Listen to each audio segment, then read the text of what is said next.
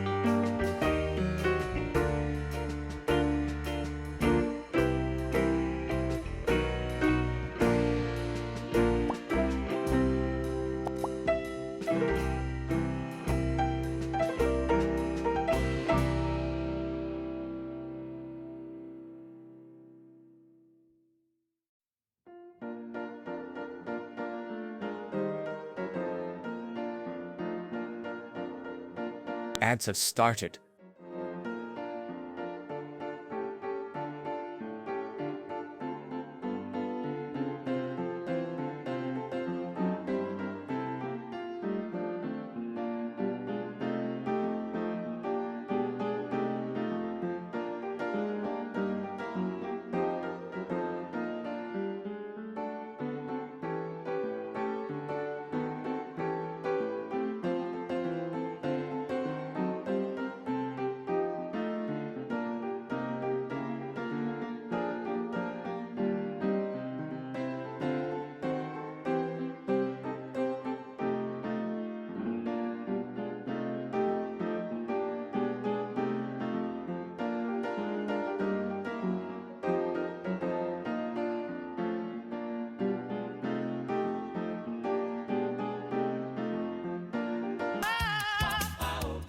Pages on floppy wings, Fungal types and binary bling, capacitors. Thanks for enduring those ads. Resistors juggling tiny rubber bands. CRT screen start to giggle.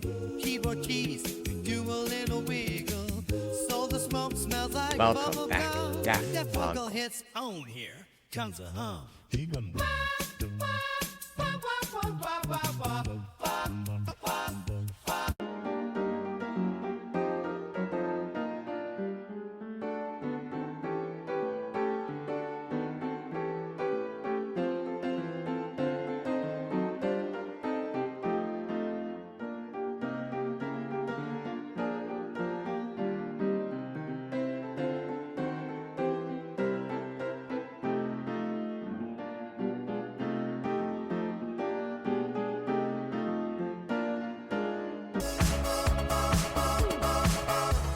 Jammers in the house tonight, bringing love and lighting up the night.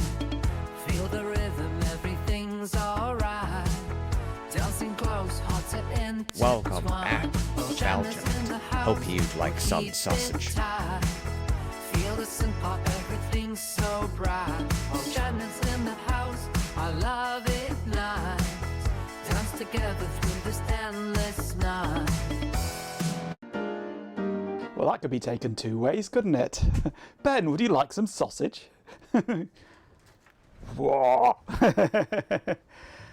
Hello, and hello Daft Punkle, and hello everybody else. Happy Monday indeed. It takes more than an AWS outage to keep me down. You've always opened offers of sausage. It depends how it's being administered.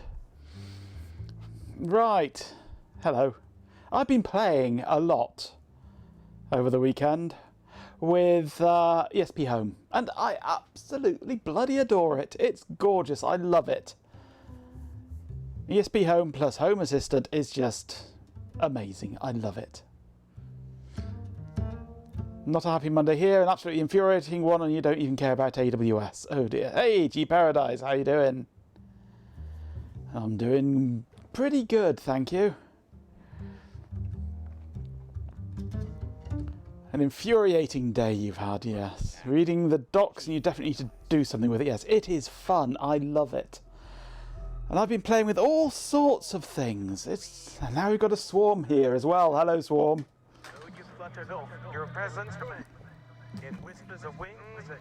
Well, I have, if this is going to work, for a start, there's mobile, there's mobile. Whoa, oh, that's upside down. There we go. I have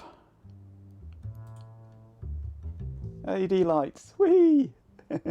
RGB LED lights in my room now. Choose the colour, any colour. Going all along the one side of my room there.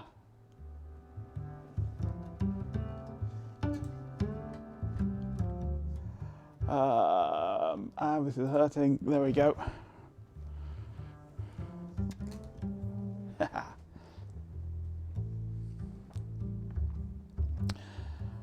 That orange fuckwits bullshit has cost you an expected paycheck that you desperately needed before the end of the year. Oh dear, he hasn't, has he?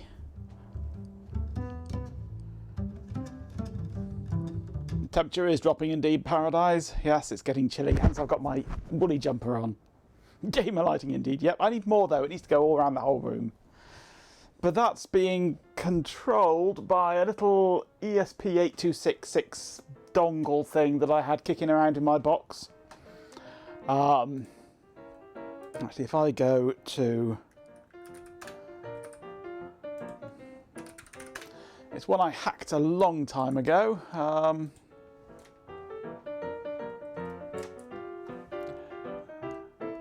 And I wrote a blog thing on it. No, not that one. There we go. It's not actually got a picture of it, has it? It has it sort of in the background of there, though. But yeah, it's in a little white box, and it's got a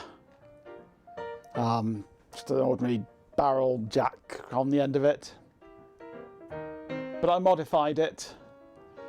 It was RGB originally. I modified it by adding an extra transistor in this space here and another pin to make it do white as well, but this strip hasn't got white, so yeah, I modified that and put ESPHome on it, and it's working nicely. Hello, G-Pin. Jump in the ride, let's hit the road. G-Pin's here with the tail to unload. Jazz welcome back. Jeepin 247. And I have also got... Which one shall I do next? I've got that lot, and I've got a little ESP32 cam here, which I've installed and got going, but is just complete and utter garbage. It's complete junk. I made it RGBA with transparency, yeah, absolutely. RGBW. Yes, the ESP32 cam module is just trash. It works. It communicates, it gives me an image. I can't be asked to connect it all up at the moment. But if you've seen Discord, then you'll know what it's like. Open in browser, move that across to there. That's the quality of image you get from it. The effect was artistic, yes. It is indeed. Yeah, it's just trash, this thing. I mean, it's an OV68, whatever thingy it is. Low res, junk quality anyway, but it's just, yeah. The interference pattern there, apparently, from what I have read, is normal on these boards and is caused by the Wi-Fi. So there's nothing you can do about it other than just design yourself a new board, which I'm not going to bother doing. But it works. It's there. It exists. But I just can't be arsed with it. But yeah, these are all the other ones that I've been playing with. These are ESP32 boards that I designed for a customer ages ago. And they've just been sat in my box ever since. And it took me minutes to get them going with It seems Ben's Monday is as infuriating ESPHome. open to such offers. Hopefully, Mijenko's ESPHome stream can provide some much-needed zen. Learning, basically, pretty much. Yeah, it's just cheap junk from China, just for you to play with, really. It's not really sold as a product. It's sold as a development, experimentation platform, really. But I mean, the camera module itself. I mean, it has its uses, but it's. I mean, I've had this for 7 or 8 years now and never done anything with it. So.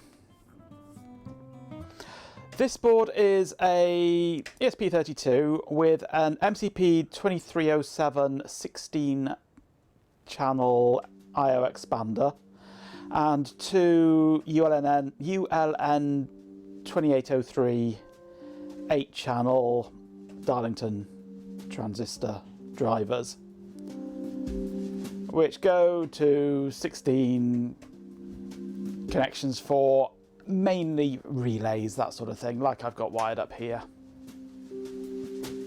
And I can now, thanks to ESPHome, turn them on and off at will.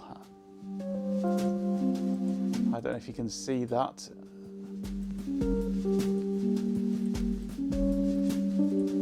You can't really see it, can you?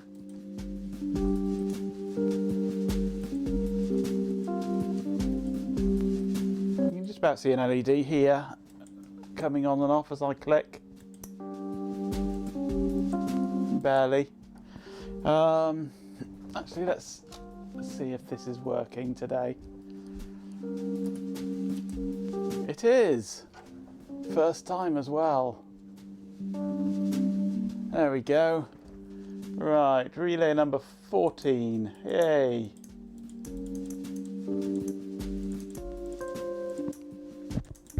And I can reinforce it with my microphone. There it goes.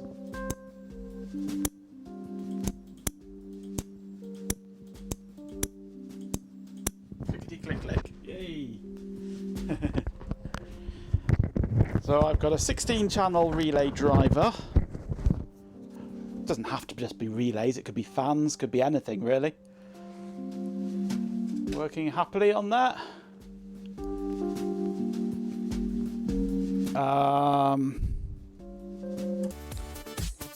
It's the Hot Rocks.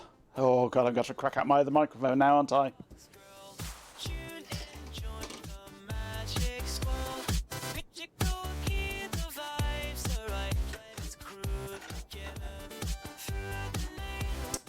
Welcome back, Hot Rocks Girl. Enjoy the ESPHome stream and the smooth jazz.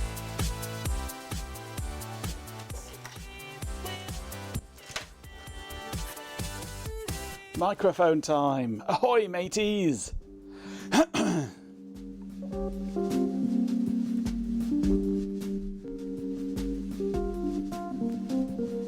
The ground cracks and a massive bronze and steel submarine slowly emerges, looking like something out of a steampunk version of a Jules Verne novel. Massive glowing ports reveal the crew within. Smoke and steam belch from a vent as the behemoth takes on fresh air. A hatch opens and a figure wearing Victorian-era officer's clothing emerges, all gold and brightly coloured piping. It is followed by a detachment of chainsaw-wielding yak marines and a number of cutlass-bearing assault goats. Hello, Carrot House. Story time indeed. Hello, Alison. Thank you for that intro. Hope you're having a good day and ready for some retro recall goodness.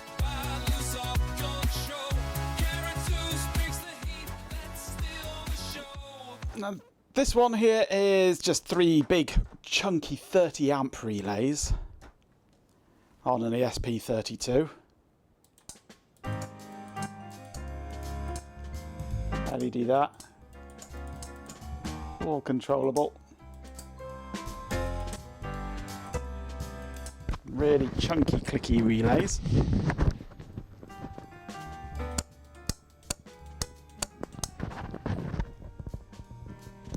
This one is slightly special, and not in the same way that the bot is slightly special.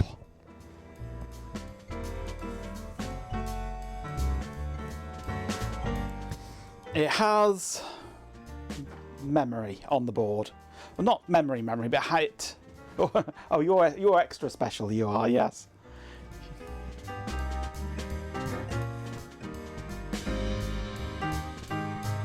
Big uns are for the mains voltage. Oh yes, these are mains voltage. Most definitely mains voltage. 240 volts AC, 30 amp rated, chunky. But the chip doesn't drive them directly. The ESP32 doesn't drive them directly. I mean, not even through transistors. They are driven through transistors. But the ESP32 doesn't drive them directly, because there are 3 D-type flip-flops here. The ESP32 drives the flip-flops drive the transistors drive the relays. So there are 3 signals per relay, but 1 signal is shared between all 3 relays. You've got the actual state signal, which goes to the input of one of the D-type flip-flops. You've got a global latch signal. Hey, Cobb! Where have you been hiding, Cobmeister? You driving flip-flops, no chance. You've got a global latch signal, which goes to all 3 of the flip-flops.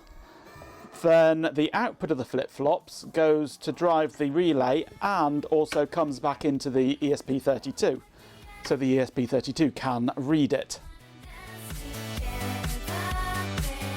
But it's not working in ESPHome properly. I've got the relays working, obviously. The flip-flops are latching.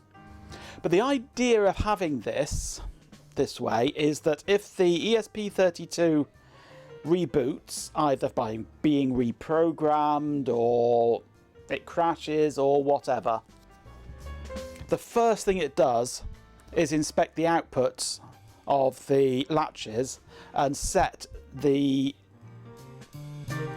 output pins that go to the latches the same. So it basically remembers what the state was before by looking at what the state is. So, but I can't get it to work in ESPHome.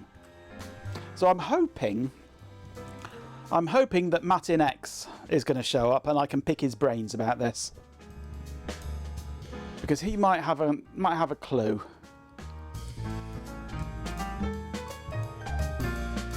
You spent the weekend in Lincolnshire in a big bungalow with family for your dad's upcoming 80th birthday. So you got completely and utterly rat-arsed, did you then? Sounds like a good time to me. Talk of the devil! Talk of the devil! MatinX, hello! That did work well. I said his name and he appears. Oh, maybe you should, yes. No, I just want to pick your brains is all. I've got a few things to run past your expert knowledge. Oh, I always get excited. Every time I see you, Carrot House, I get excited. I just don't show it. More expert than me. You've just missed my explanation of how this board works. It's 3 relays and an ESP32 with 3 D-type latches in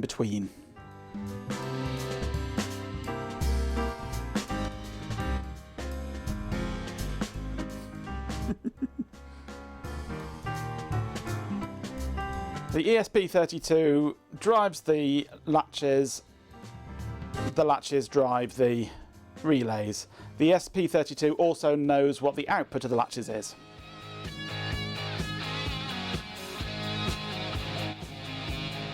The idea being, hello Vital Kneve. The idea being that the first thing that the ESP32 does at boot up is inspect the output of the latches and take those values as the current state that it should set its outputs to. So if the ESP32 reboots, say crashes or it gets reprogrammed, the relays stay in the same state with no interruption. But I can't get that to happen in ESPHome.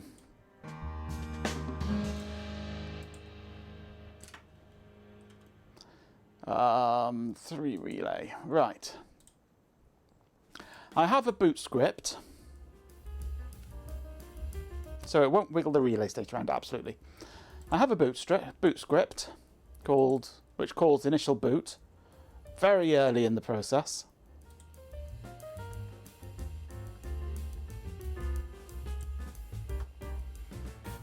Initial boot is here. I'm not sure I can get this to. There we go. Let's make it. Oops. Come back. Initial boot. Okay. I have a binary sensor called relay1 state, R1 state. If it's on, and that is the output from the latch. If it's on, then I set output.turn-on. If it's off, then I set it to be off.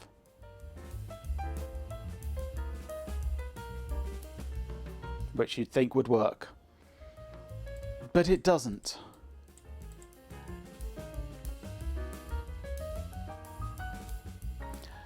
Now it's only possible to change the state of the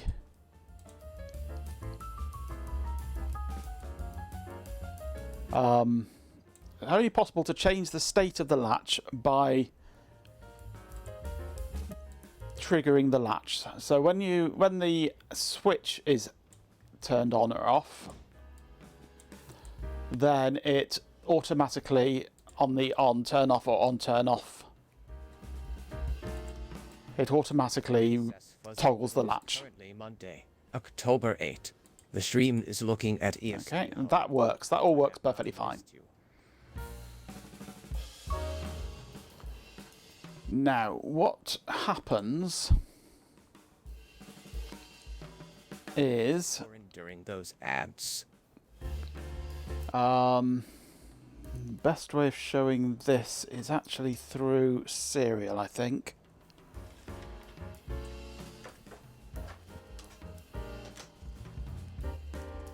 Let's wire up serial quickly.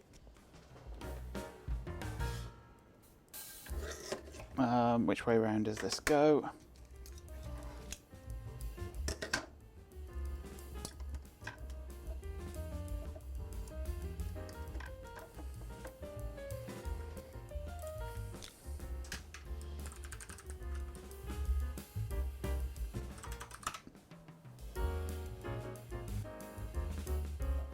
Okay, if this is the right way, then I might see something soon. Otherwise, I might need to do that.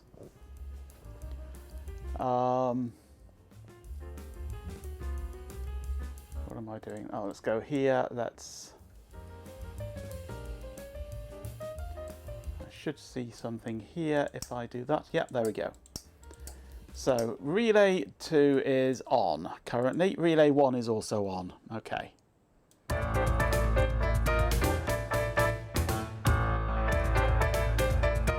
You just use an appropriate value for your switch's restore mode. Yeah, but during the reboot, all the relays would switch off.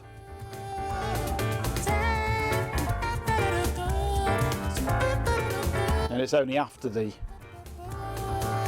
it gets there, it'll turn them back on again. If I press the reset button,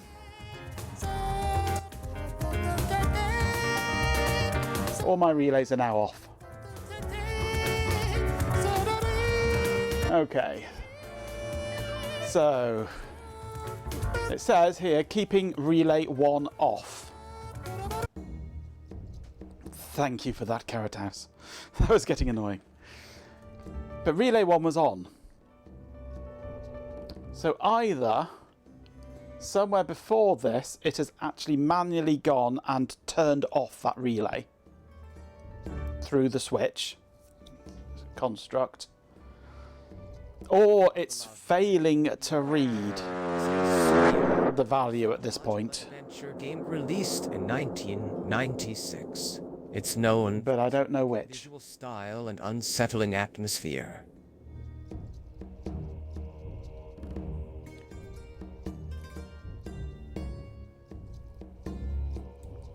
But it's reading here the state value, which is on. But here it thinks it's off. So I don't know.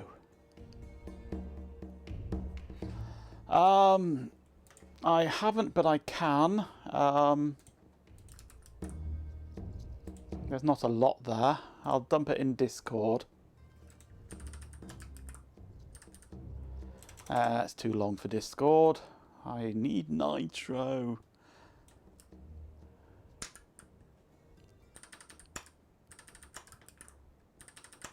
There we go, it's in 2 chunks.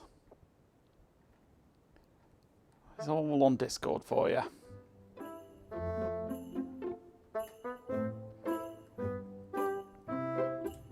But there's not a lot there.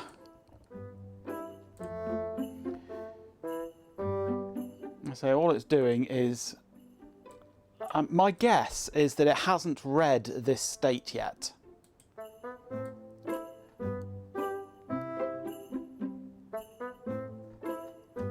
So maybe if I were to... let's drop that to 700.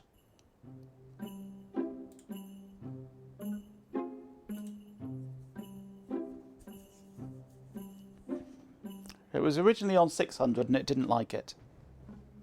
It still didn't work.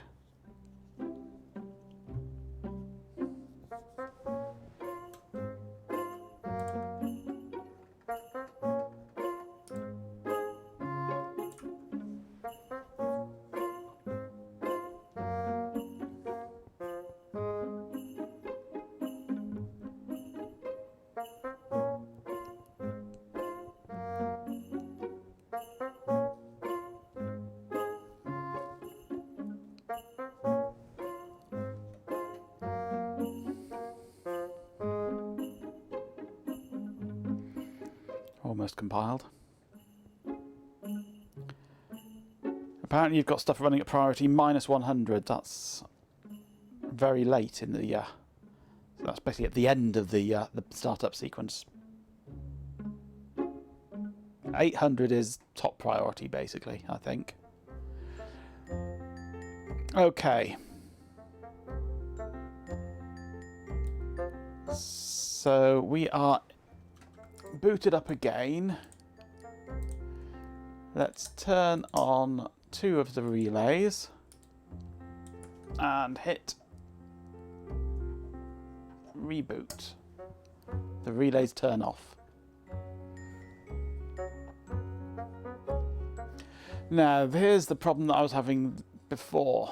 It's now too late. So we start the setup, we set up the outputs, it reads the states, so it's got the states, but then it turns everything off. But then it says it's keeping relay 1 on, and it doesn't. Well, it may be doing, but it's just not. Right. But at this point, it's turned it off, apparently.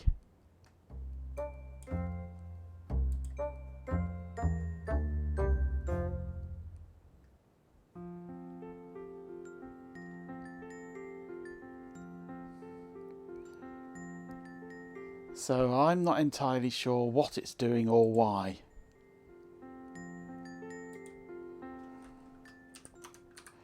Let's try 750. Just pick random numbers. 750.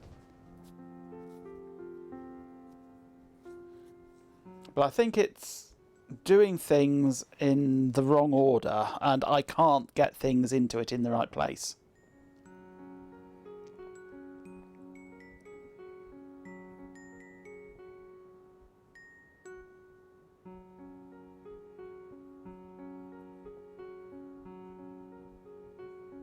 But because it's got a global latch signal, I have to have all the 3 output signals in the right place, in the right state, before I do the first latching.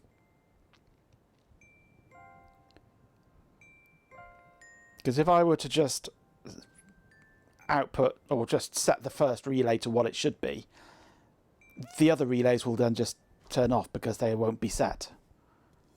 So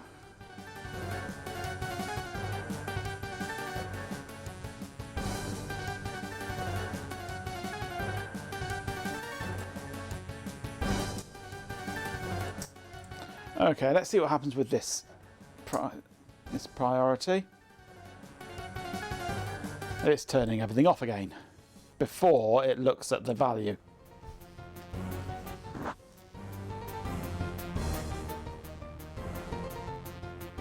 Have a global that holds your initialization state and make your latch signal dependent on that being set. Yes, there's one problem with that. How? How do you do a global in this? I mean, this seems a bit of a strange system, really. Globals, okay. Globals. I assume I go ID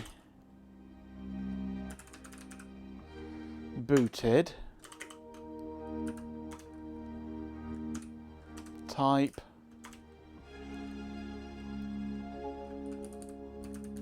do you have a Boolean type? Or is it just boo? It's just bool then if it's C++. Initial value false. That looks likely, but it's complaining about that.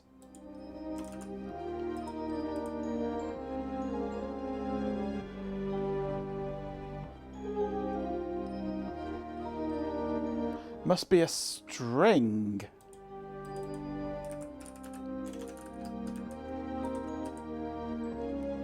Weird. Weird. I've told it it's a Boolean, but it wants a string. Freaky programming system, this.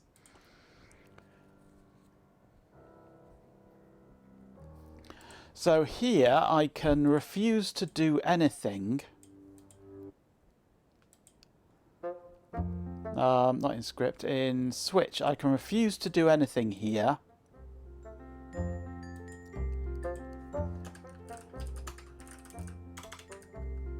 Condition. Now is it globals dot booted or is it just booted?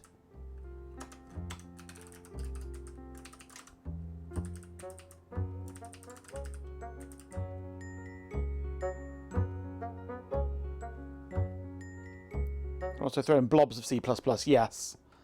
I've done that in another one.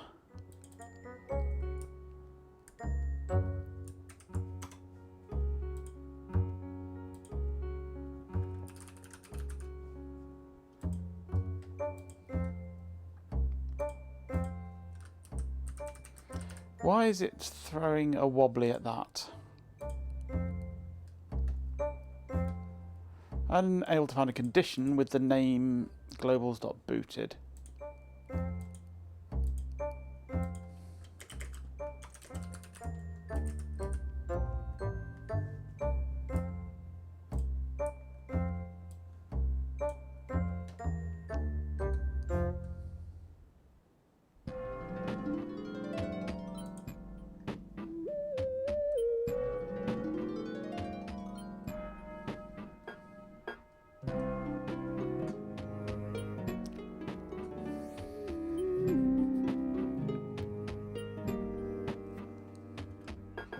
Doesn't actually tell you how to get it, does it? Global set. You can set a global, but that's all you can do.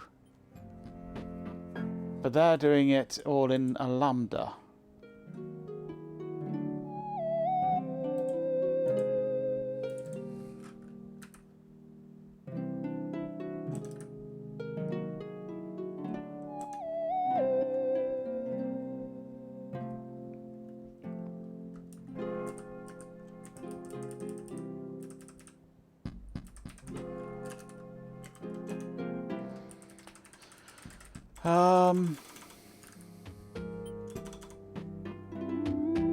There is a set, but there's nothing documented for getting.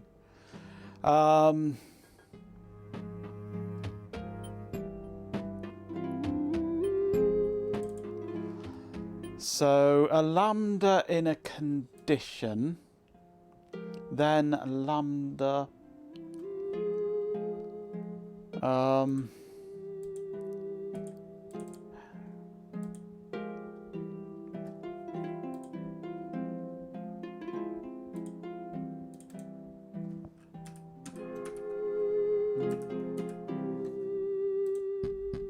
That's how I spell.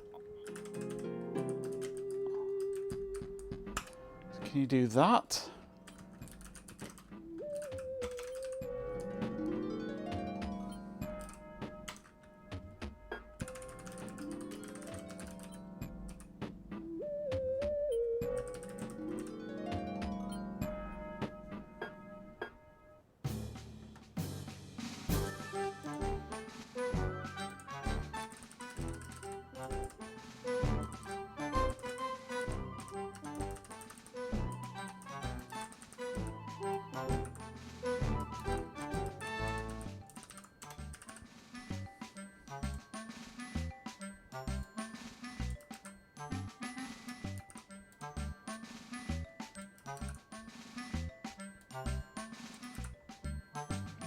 Don't know if this is going to compile.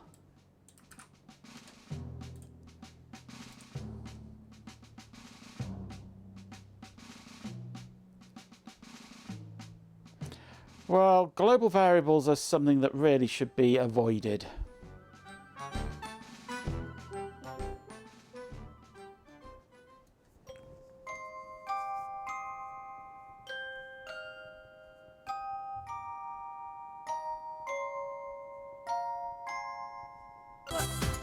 RF Programmer, yay, hello. Guten Abend. Du bist der Gast in unserer Gaudete der Hosen.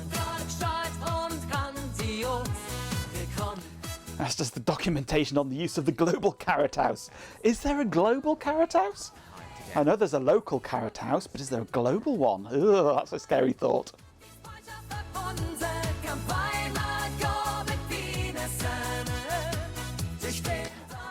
It can't.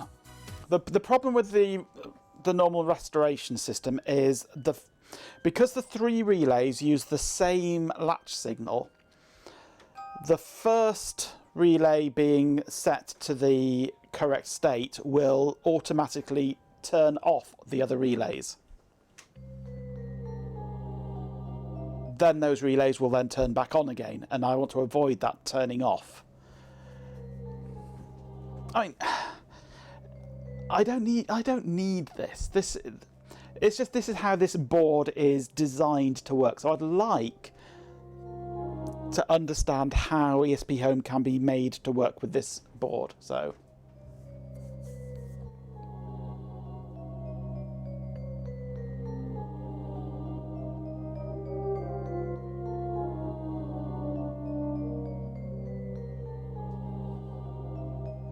This appears to be compiling with this code, which is good.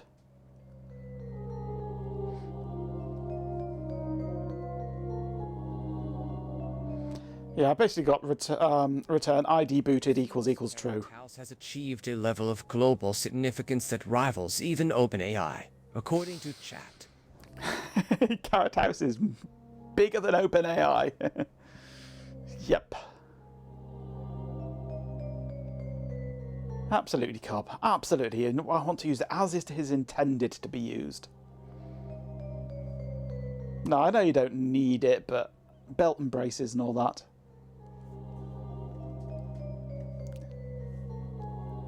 It's also more obvious when you're glancing through that this has to be true.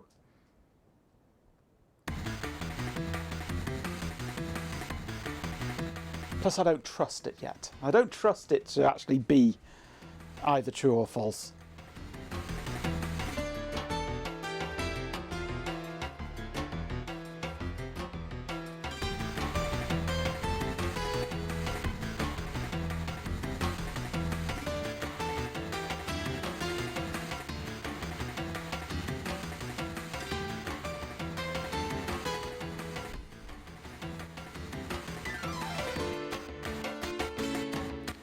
Well, it's compiled it, but it won't work yet.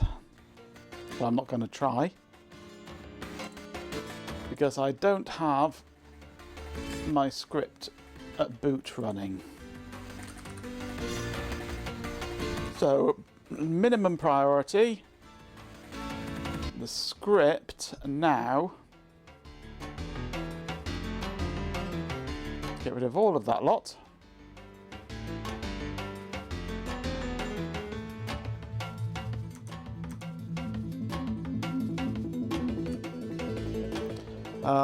Globals.set ID is booted. Value Started. true.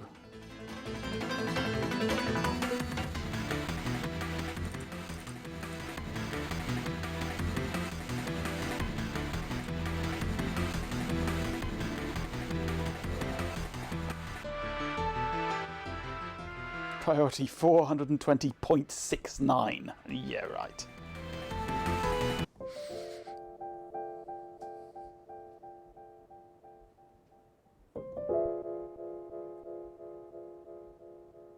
Song was too anxiety causing, yeah. It's a stressful song, that.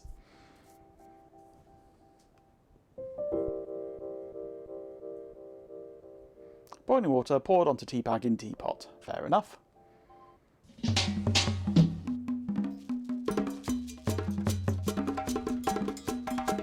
ASMR stream? Where? Not here.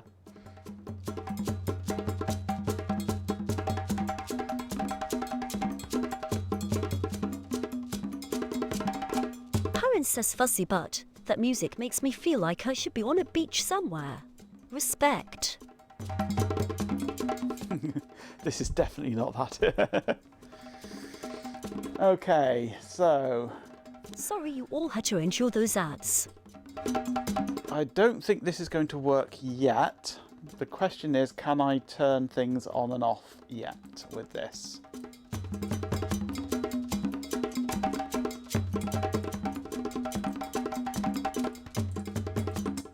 I can. Right, so that is working from that perspective. I'm an artificial anxiety assistant and do not have feelings or a physical body.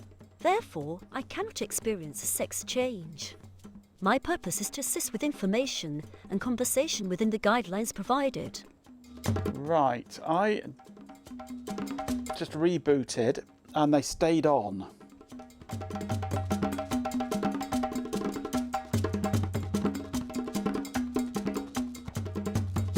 I pressed that one to turn off and everything went off, but they haven't gone off.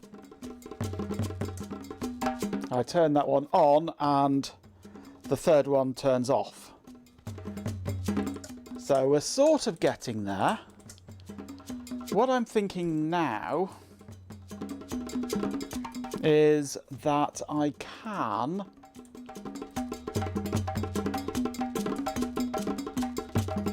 change the switch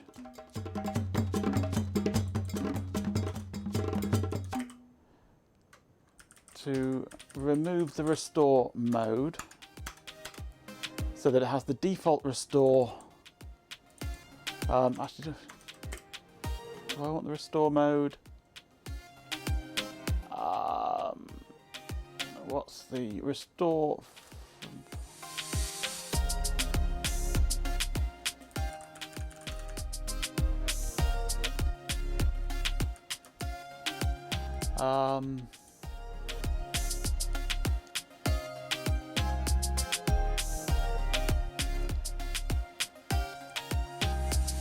I should have restore from, that's in ESP8266 actually, isn't it? 77 has subscribed and says, Hello. Hello. with 100 bits, RHK77 says, Cheer 100. Thank you very much for the bits and thank you for the resub. 7. Enjoy the ESPHome deep dive.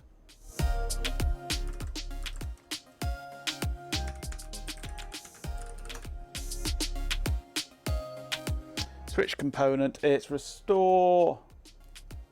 Welcome to the channel, RHK77. Thanks for the sub. Is your 6th. Restore always off, always on, disabled.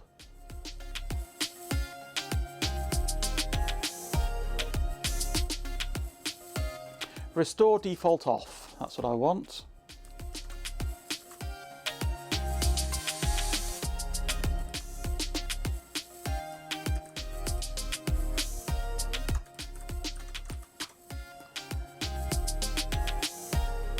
So that it attempts to restore what it was set to before.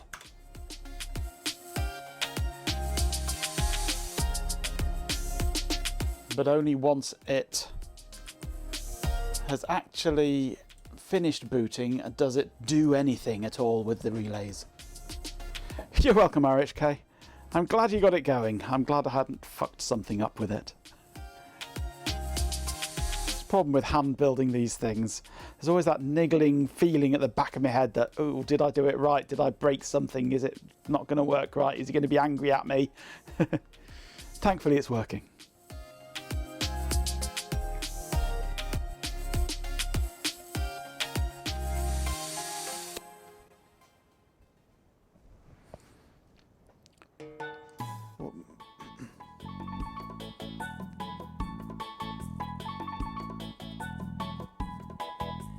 USB is indeed strange.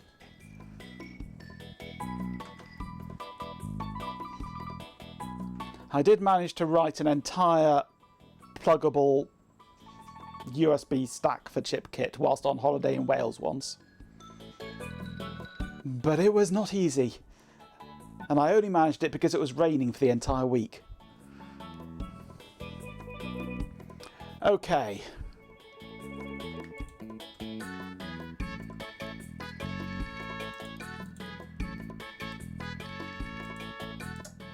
I can control these. If I hit reset, everything stays on.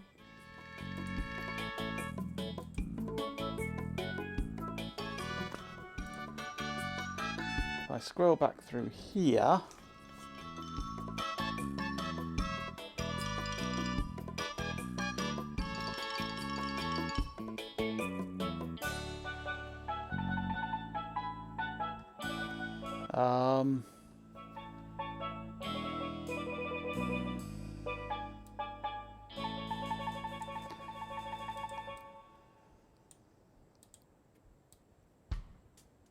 it's still saying it's turning off. It shouldn't be turning off. It should be restoring.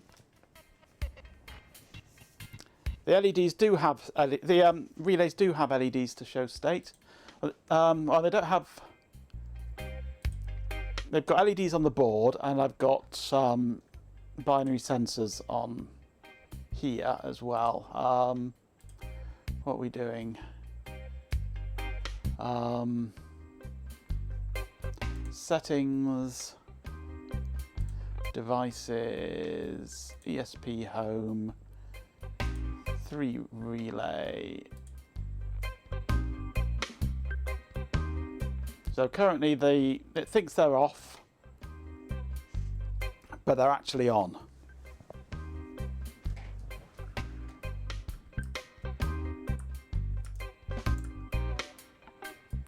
So if I turn on relay 1 now, relay 2 will switch off. Like that. Because it thinks it should be off. Time to head on out. I'll see you later, Hot Rocks. Thanks for bringing your yaks and goats with you. So all 3 are on. I hit reset.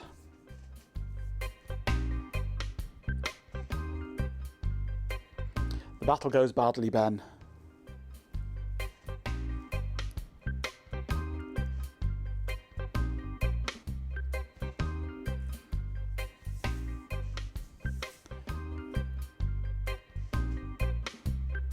Right, it's kept relay 1 on this time, but not 2 and 3. If I turn on 3, 2 is going to switch off on here, but 1 should stay on. Yeah, 2 has turned off because it hadn't remembered that 2 should be on. Why is that?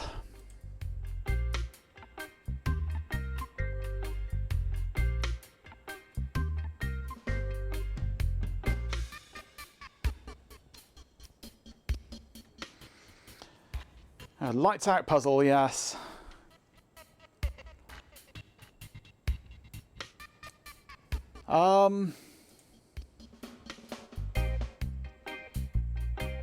You mean in here? Just have the 1. Is this a game in Deponia? Yeah. Can you do... Is there an on control? I know that you can call switch control to toggle, to change the state. But from what I've read, there isn't an on control.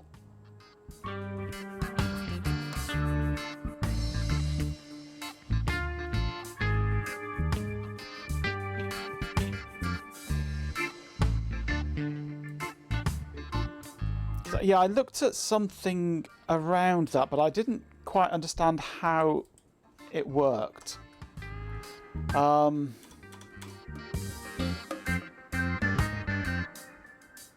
Where would I put that? Would that be in the switch here?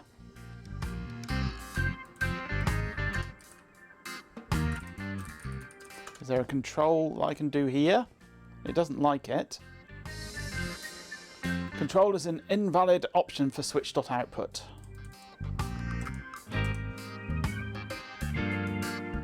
I would like the switch to return its state as being what's being read from the latch.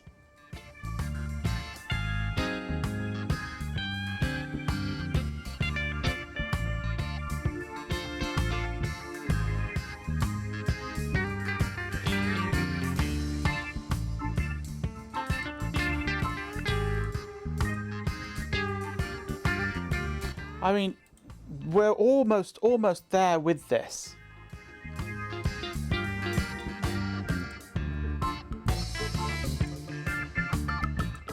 We're almost there with this. It just decided it was not going to remember anything except relay 1.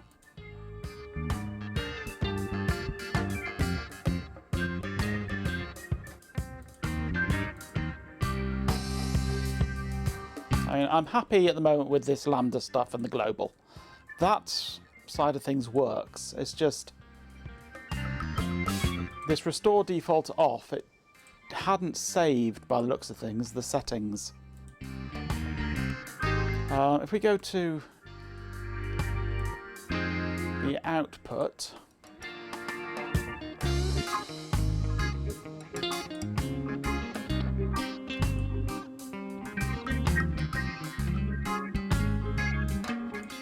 doesn't actually tell us that it's saving it, does it?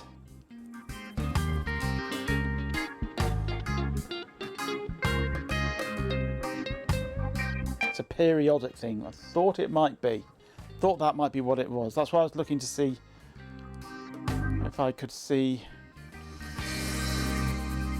where it was doing saving.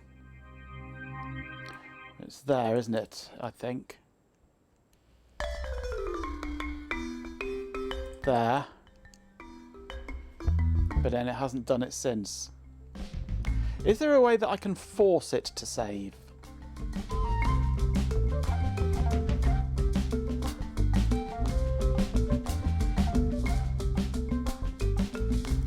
So theoretically, now this has been sat here and it's done this save, I should be able to hit reset and everything should stay the same and there should be no interruption.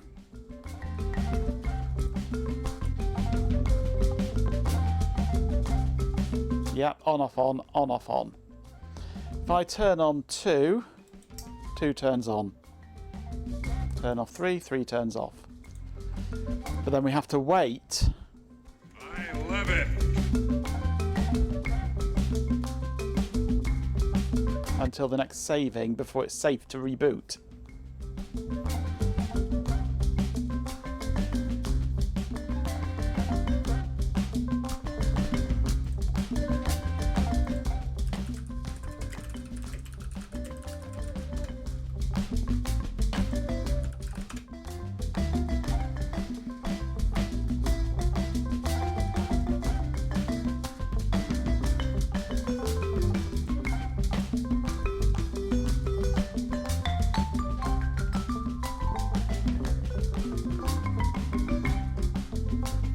Preferences component. This component is used to store data, yeah. Flash write interval 1 minute. That's the only thing you can set, isn't it?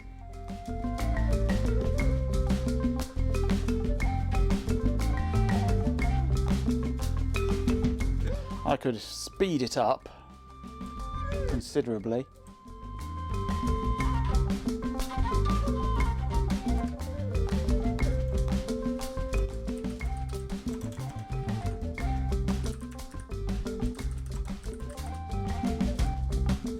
Five seconds. I mean, it shouldn't write anything if nothing has changed, should it?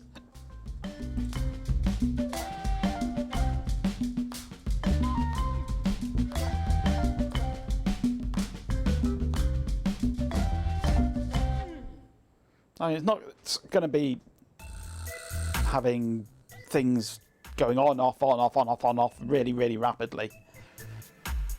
And it's the kind of board where something turns on and it's on for 3 hours without interruption. So unless something changes rapidly, it's not going to burn out the flash.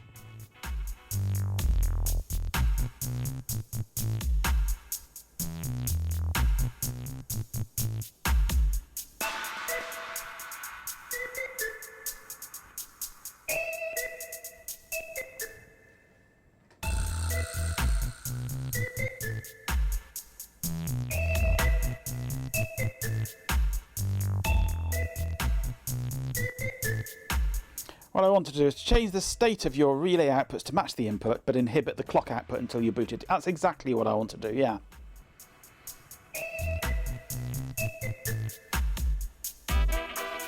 I mean, I'm already inhibiting the clock output.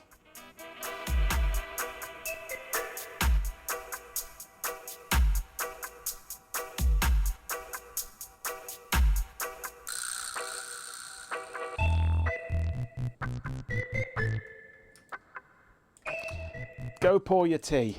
Tea takes priority. So if I... Let's get rid of that window for the moment. Let's take this.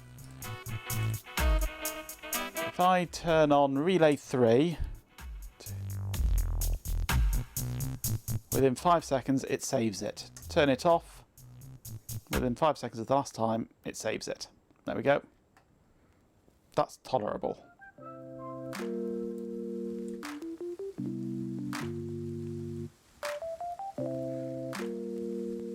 I couldn't tell you a single song that Rush have done.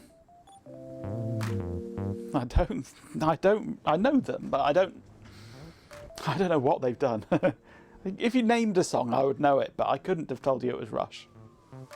They're like, oh, okay, Rush. Yeah.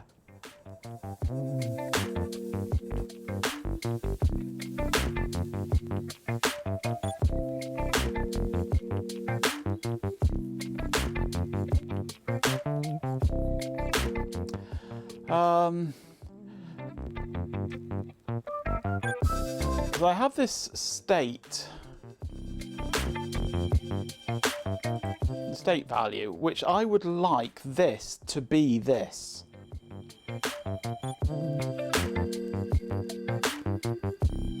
So that the system reports relay 1 being on or off depending on this state.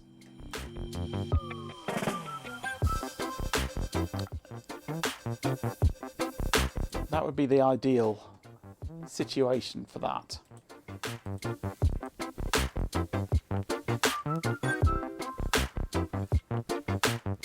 I wonder if it's in the output that you do that.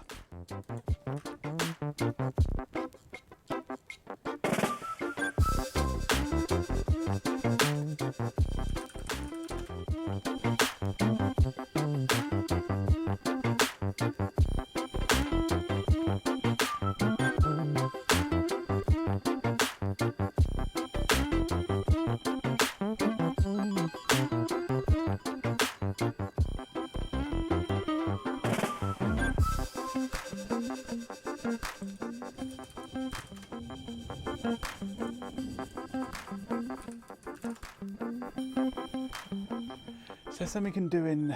No, all we can do is pin an ID. All we can have.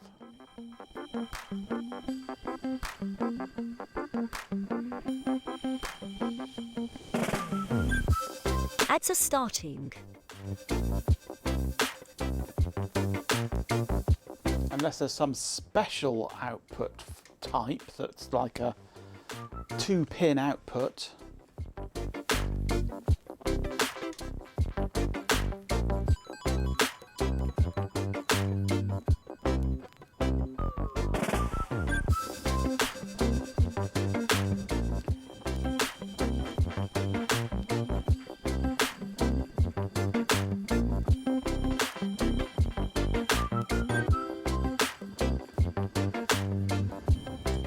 What's a template output?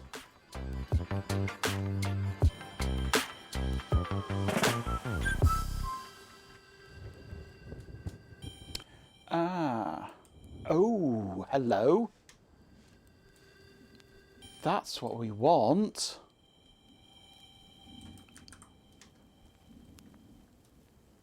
That is what we want, a template output.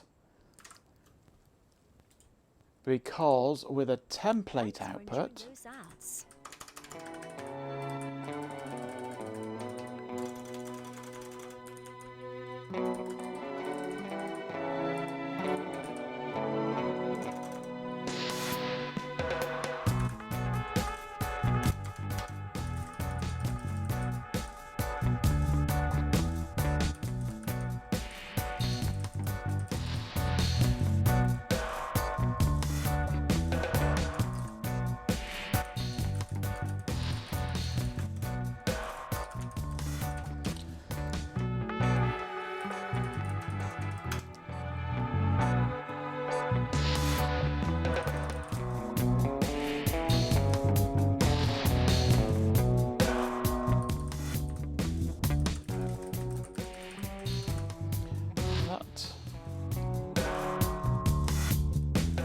but it's not a float, it's a binary.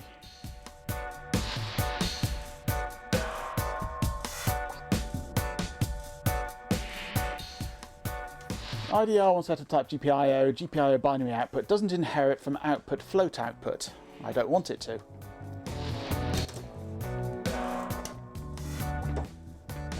But the type is binary.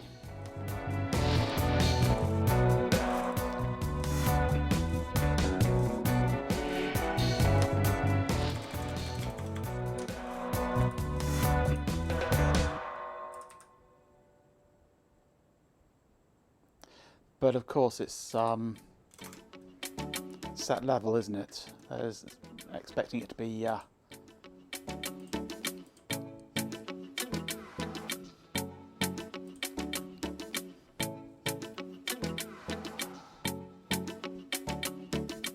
it's not set level, it's it'll be turn on, won't it?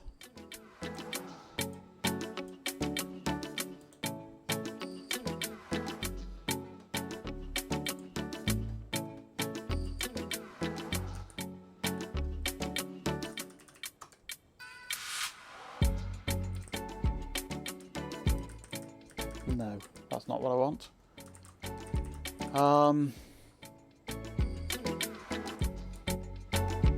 No, this isn't right, is it? I was misreading this. The right action is...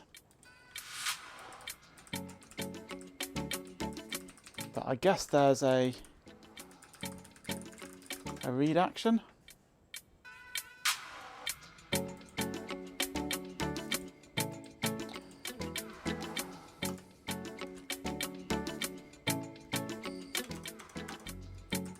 So output dot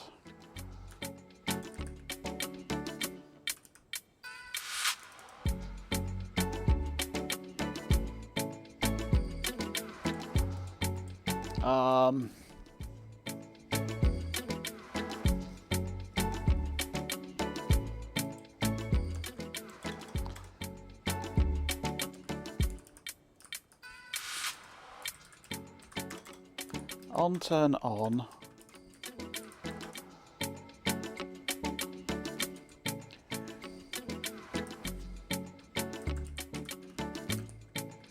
output turn on R1 set.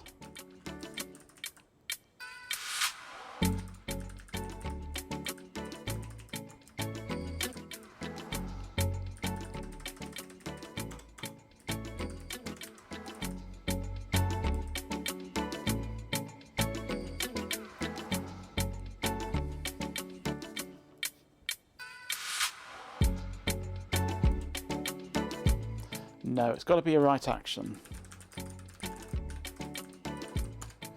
Now, how do I... Documentation is not brilliant, is it?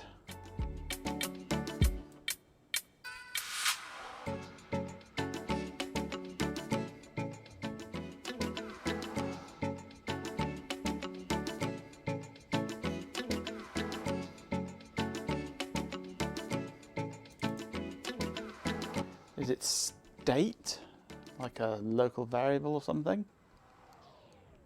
When the state for this output is updated, so state may be a special internal.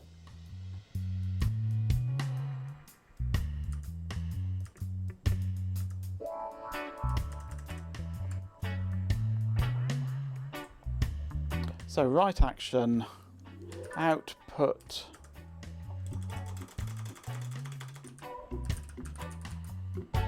it's only switch.control, output if condition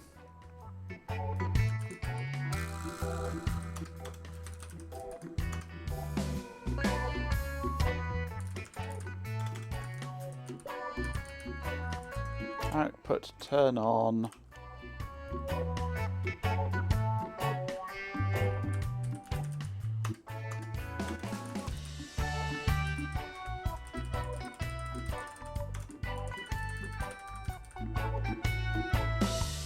What are you complaining about? Unable to find action with the name output turn off.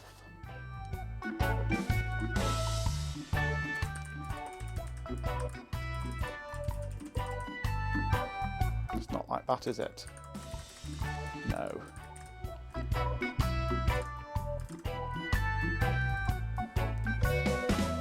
Oh, I'm an idiot.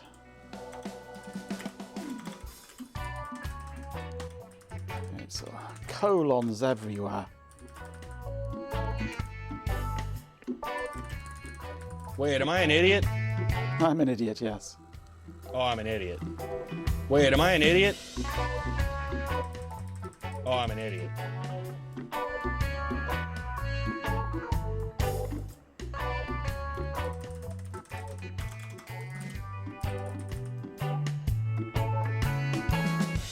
Seems everyone's got stronger You were opinions about right, bands these Machenko, I days, do even more apologise. than Ben's cooking.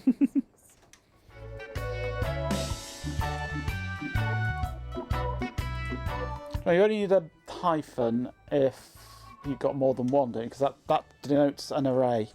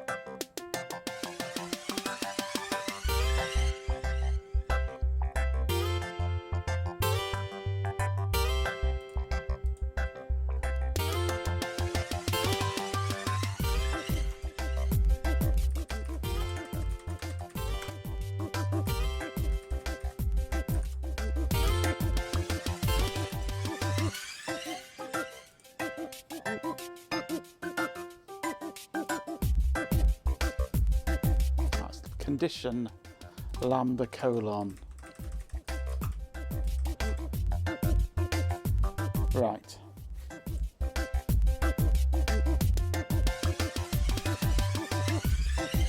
Okay, so read action.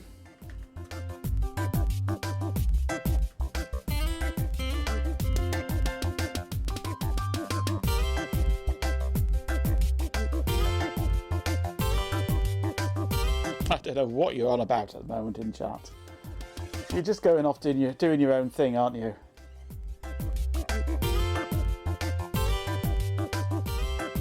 I love how it doesn't tell you how to do most of the things you want to do, this documentation.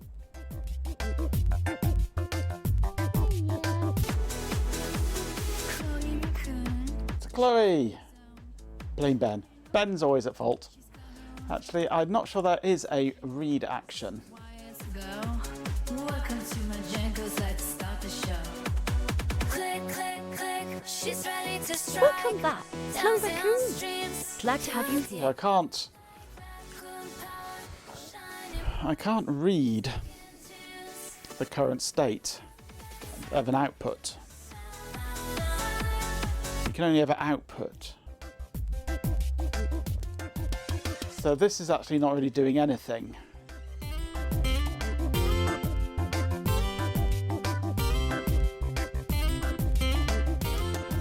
So that's not what we want, because we can't read that. But maybe we can do it as a switch template.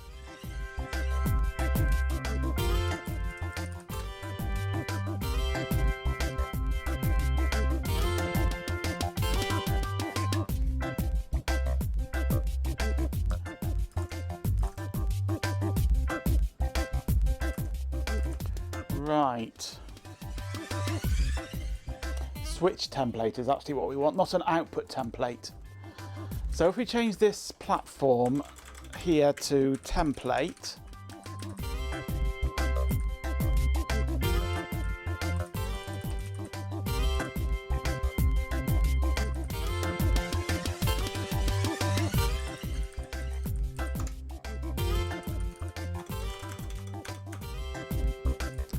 then in here, output.turn on R1 set.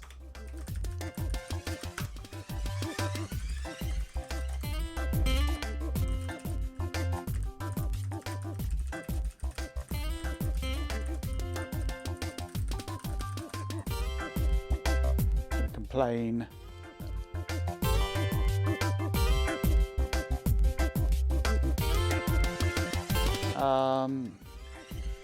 Either optimistic mode must be enabled, or turn on action, or turn off action.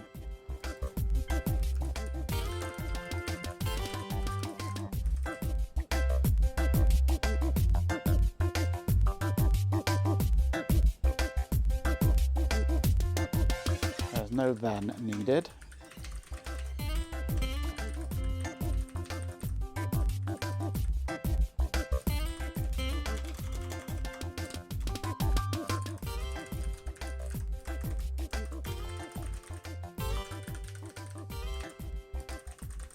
Okay.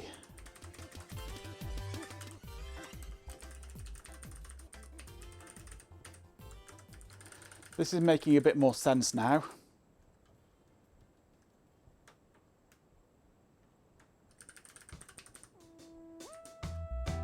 Well, I was only experimenting with a template output and then decided I didn't want a template output. Template switch, on the other hand, is what I think I want. Because now I can do a lambda of return ID R1 state state.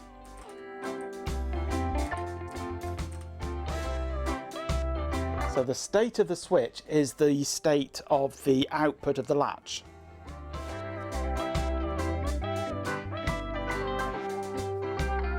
And then turning on and turning off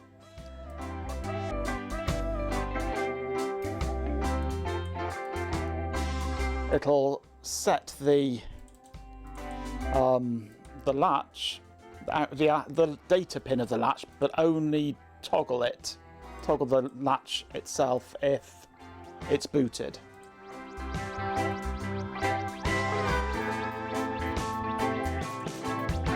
I'm just going to try compiling and installing this, see what happens. I've only done the first relay. See if it's even possible for me to turn that relay on off or not.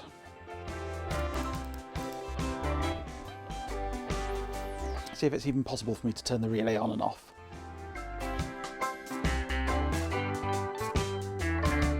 Be nice if it is.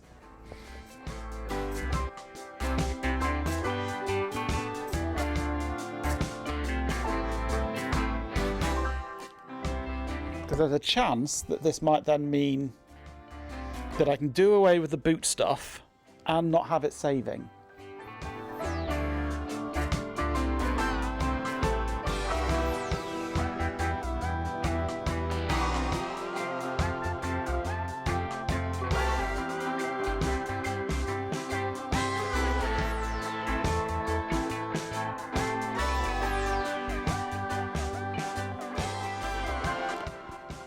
Almost ready to upload.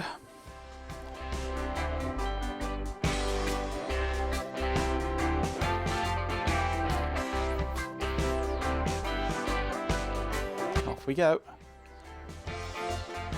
Okay.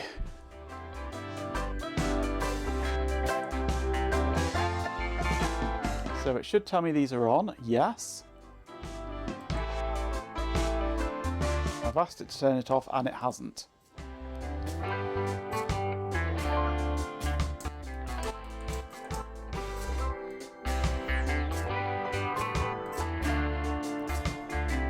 It's not actually doing it. It's trying to, but it's telling me it's still on. And the relay isn't clicking or anything.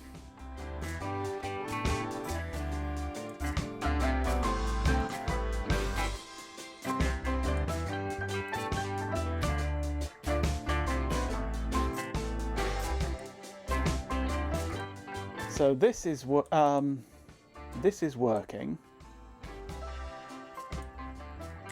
Actually, let's stick that in there. That's working because it's always telling me it's on. But this isn't. Because I'm an idiot. Let's actually turn it off, shall we? Rather than turn it on when I turn it off. I do apologise, I'm an idiot. Wait, am I an idiot? I'm an idiot. Oh, I'm an idiot.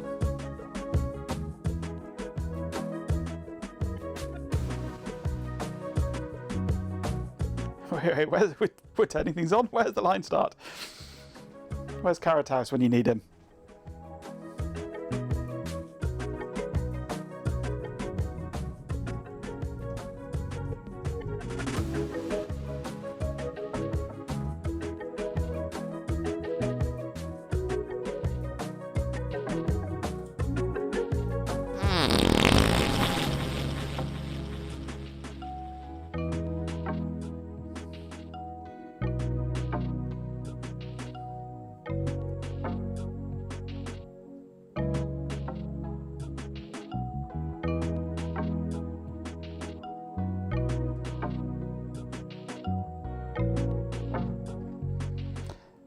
Yay for fast hosts.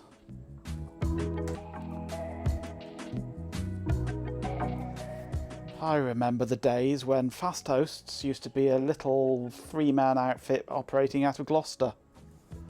They were good then. Right, now I can actually turn off. Turn on, and it knows that it's turned off or on. And the actual state it gives me is... Gloucester, you say? I do want to know more about their fibre routes, yep. The state that it's giving me here is the actual physical state of the relay now. I think that's it. I think that's what we want.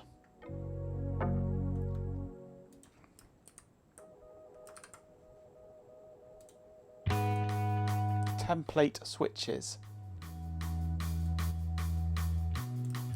Let's copy this one 3 times, or 2 times rather.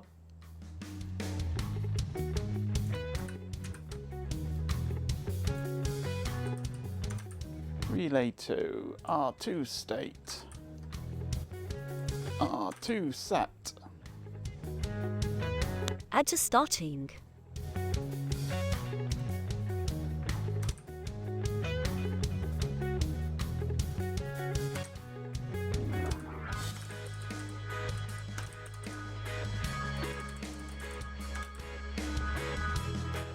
I think that's all I need to do.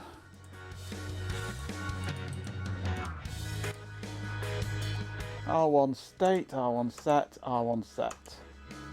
And that's it, yeah.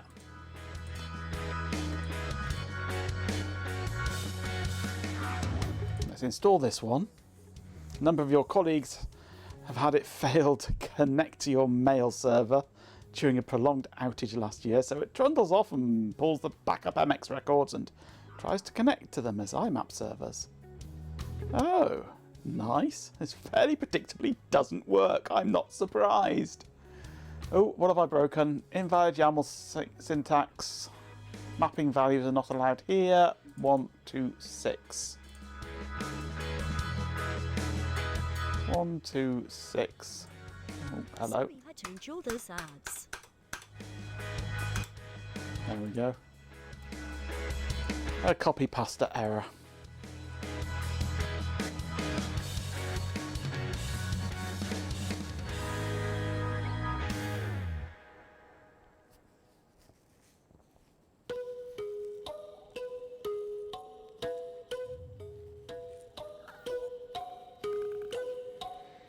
That sounds typical Microsoft, Chloe.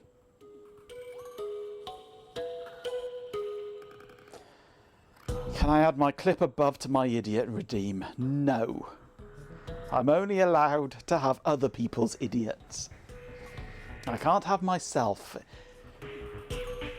Because I'm the only one allowed to say I'm an idiot in my own voice.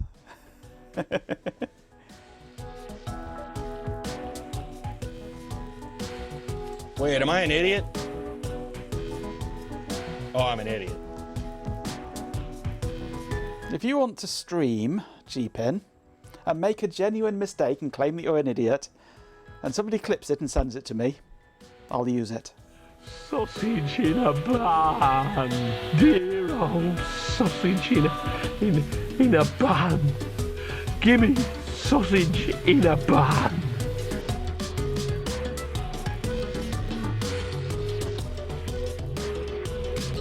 Carrot House isn't here, is he? That carrot in a bun. Right, okay, we have 3 relays operating and returning the actual state. If I hit reset,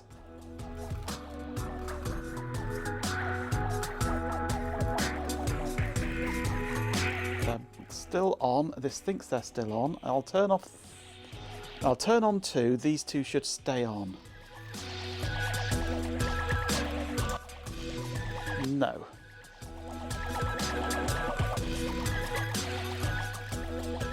Okay.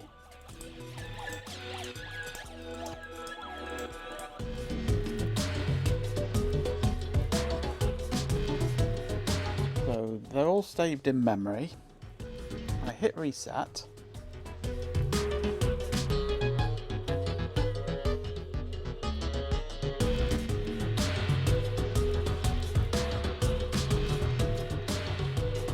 Set them here to be on, off, on.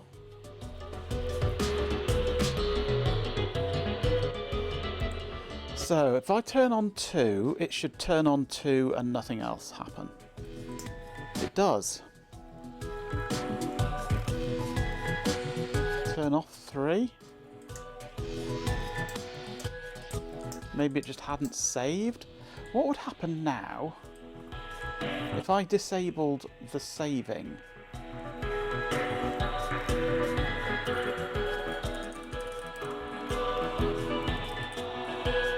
And relied purely on the feedback.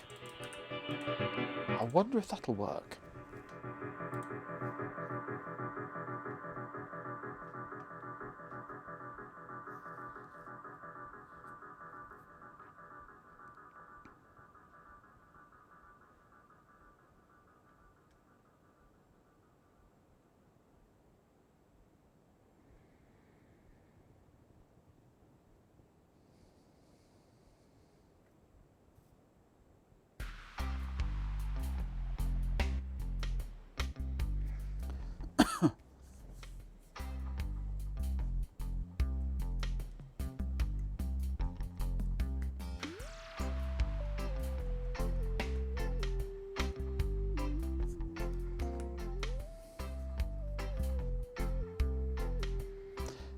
It'd be nice if this does work.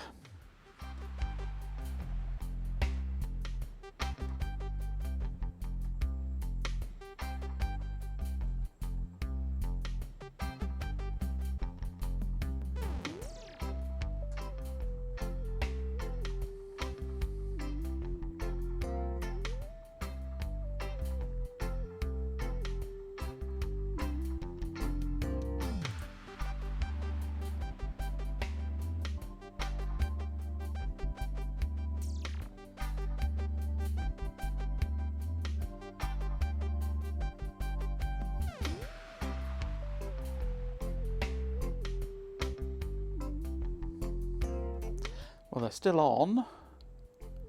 On here, they're still on. If I turn on 2, it flips the others off. Right. So it's ignoring the state.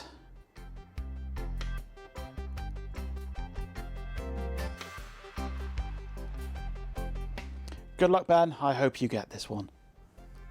I really do hope you get this one. You need a bit of a boost, I think. It's time you had some good news for a change.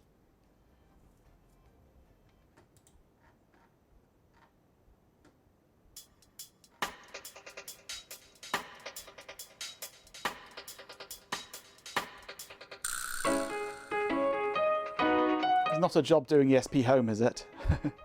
Or ESP32 development, or...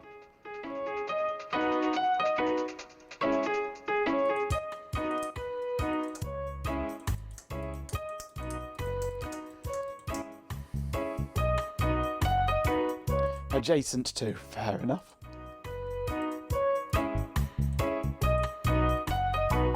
Well, once you get the job, tell them that you desperately need to hire an underling, and then give me a job as well. How's that sound?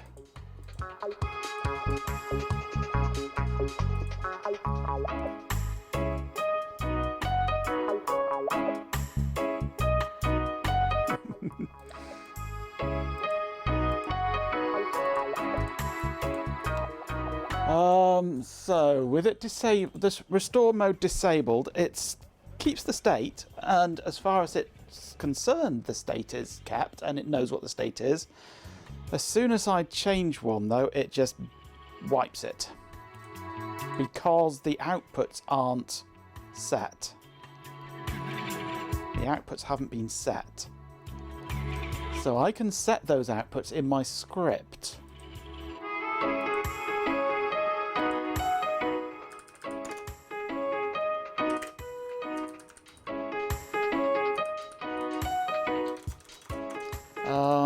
If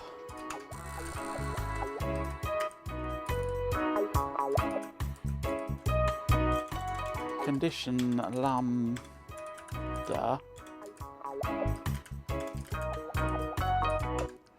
return id r1 state dot state,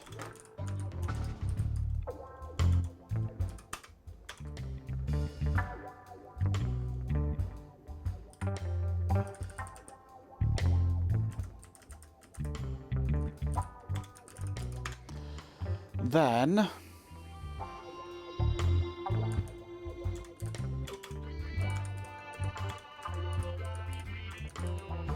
output dot turn on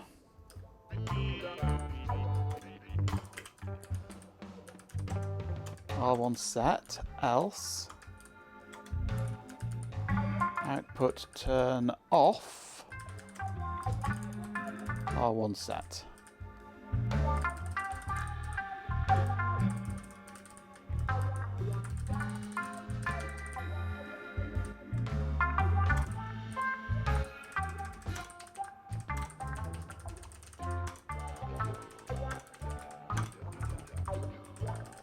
And I'm not sure yeah, I will need the booted thing still,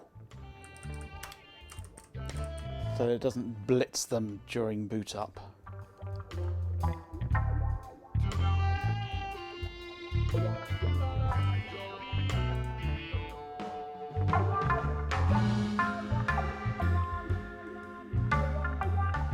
It is, the whole of YAML's a bit weird.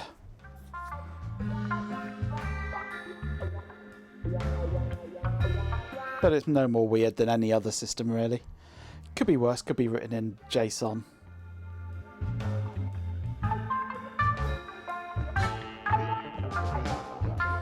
Personally, I think for this sort of thing, XML would be a reasonable choice. Come on, fight me, fight me. XML would actually be a reasonable choice for this sort of thing, I would have thought.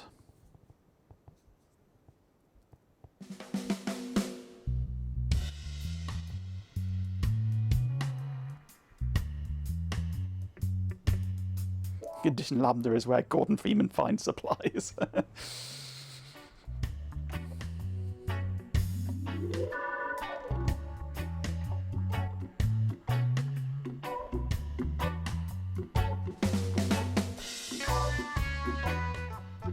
XML, how old am I? Ancient.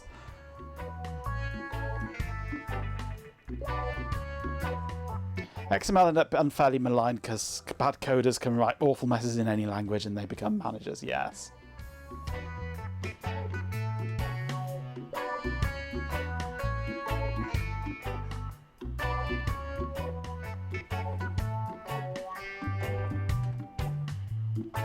Right, so now it should be setting these states at boot up in hardware. If I turn on relay 3, it should leave relay 2 on. Fingers crossed. Yes. Turn on 1, turn off right. Reset the board.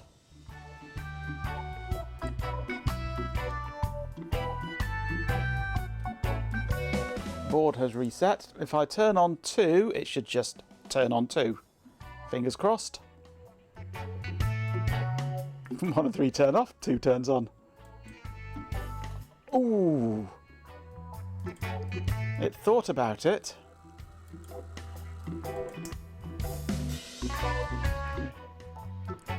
It thought about it. Let's reset again.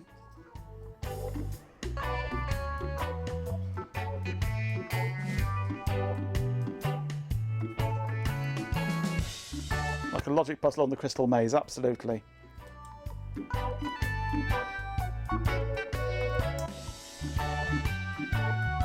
So the first time you turn anything on, it goes bleh. It doesn't actually turn anything off at that point, it just goes ah.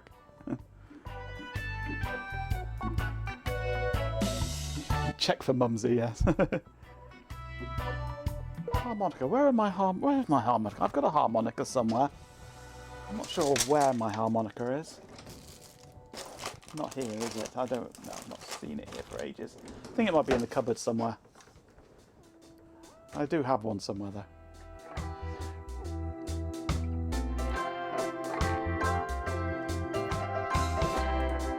So we turn that on,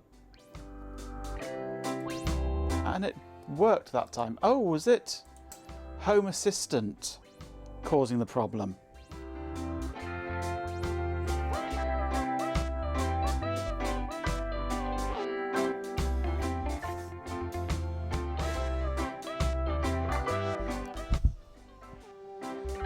We both have too much hair, yes.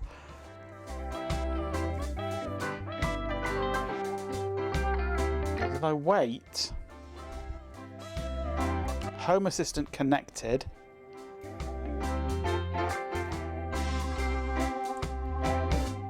and now do it, it works. Gotta wait first before it's Home Assistant, I think, that was causing the problem. And my code is fine.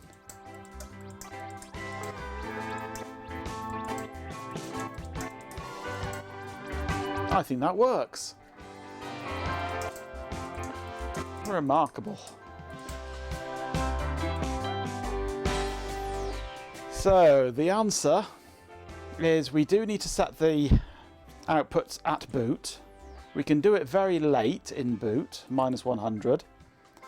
Because we have a global to say whether we've booted or not, and only once we've booted can we do anything. And then template switches, which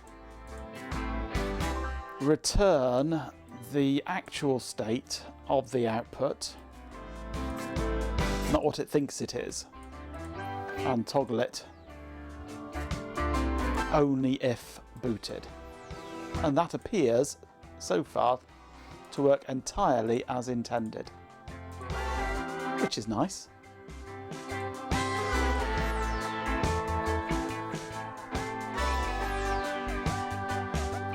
We could claim it was due to a horrific accident in the industrial zone, some sort of hair-growing chemical spillage, yes. Right, I have one more that I want to quickly show off. Well, I've got a few more that I want to show off. This is one that I built myself ages ago. An interesting little one, this one. A nice hacky one, this one.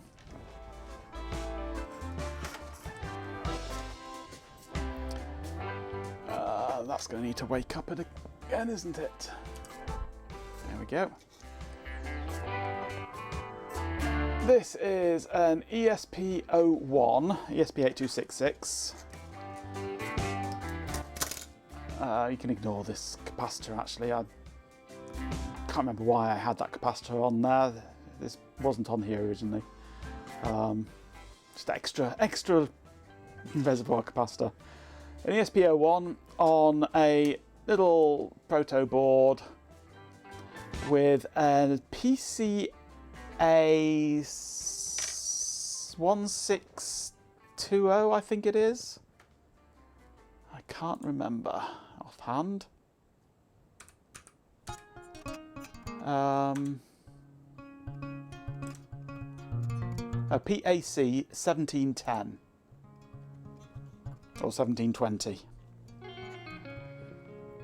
Current sense monitor with power calculation.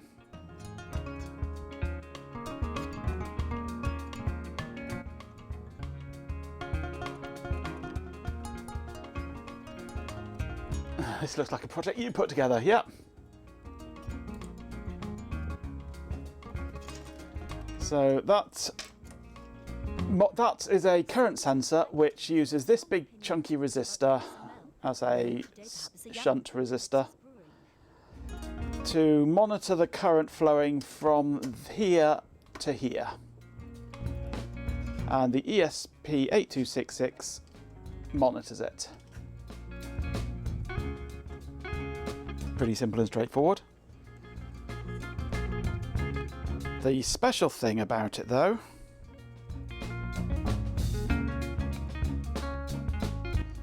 if I can log into my other phone,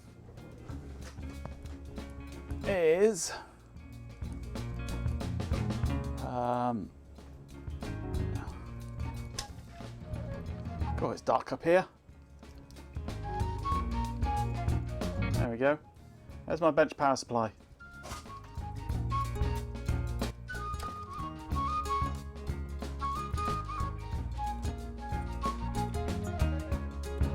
It plugs into the front of my bench power supply.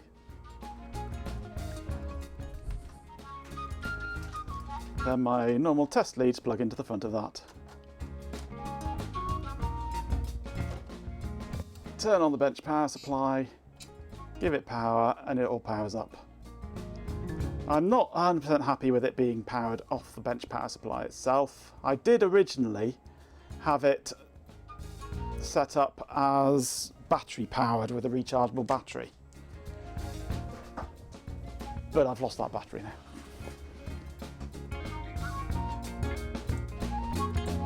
So I can go for where are we? Is it in this one? No, where are we?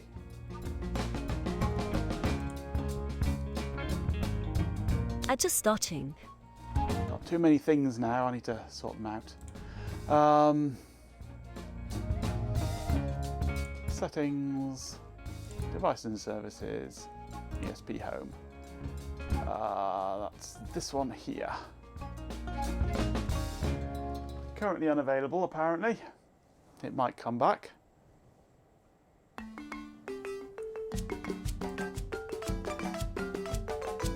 Just need to wrap it in electrical tape to hide it all. Nice.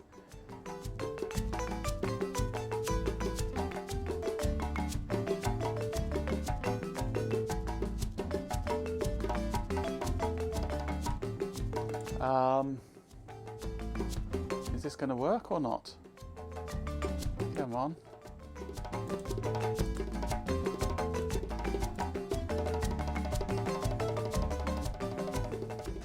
Let's just try.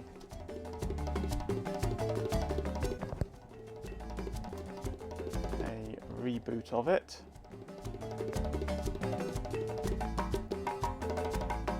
Sorry you had to endure those ads. Thanks for sticking around.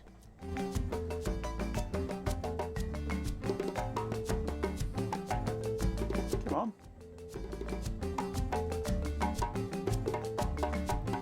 It's like it's not connecting to the Wi-Fi.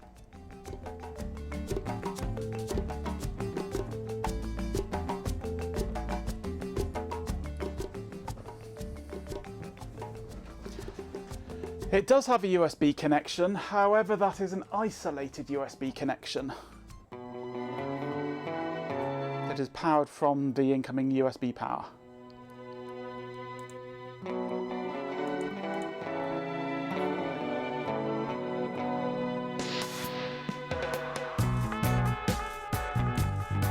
Why is this not finding it?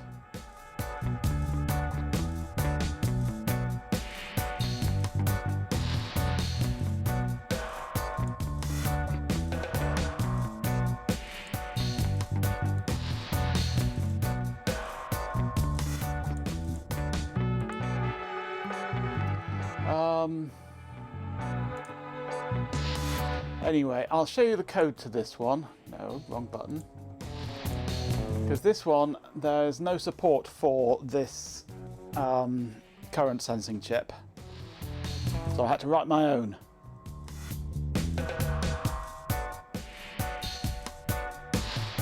So I made my own sensor with a template with it all written in C in a lambda for reading the data. And it was remarkably easy.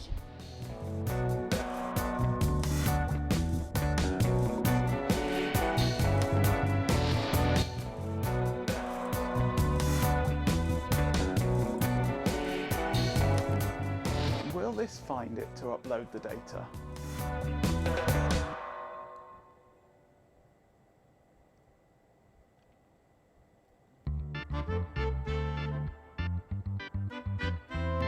Yes, it will.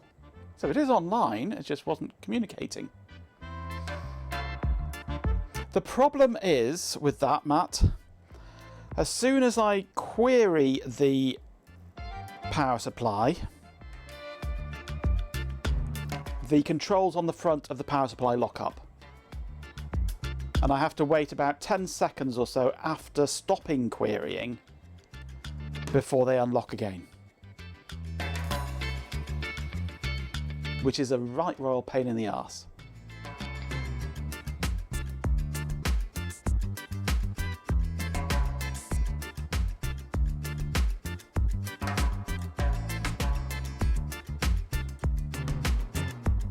Ah, there we go, it's working now.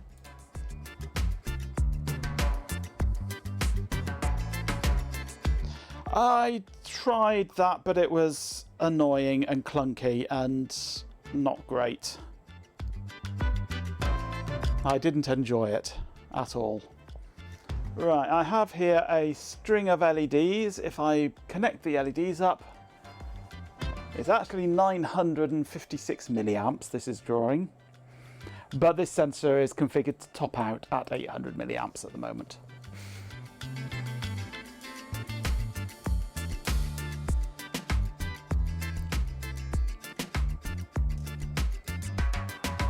I turn the LEDs on and off.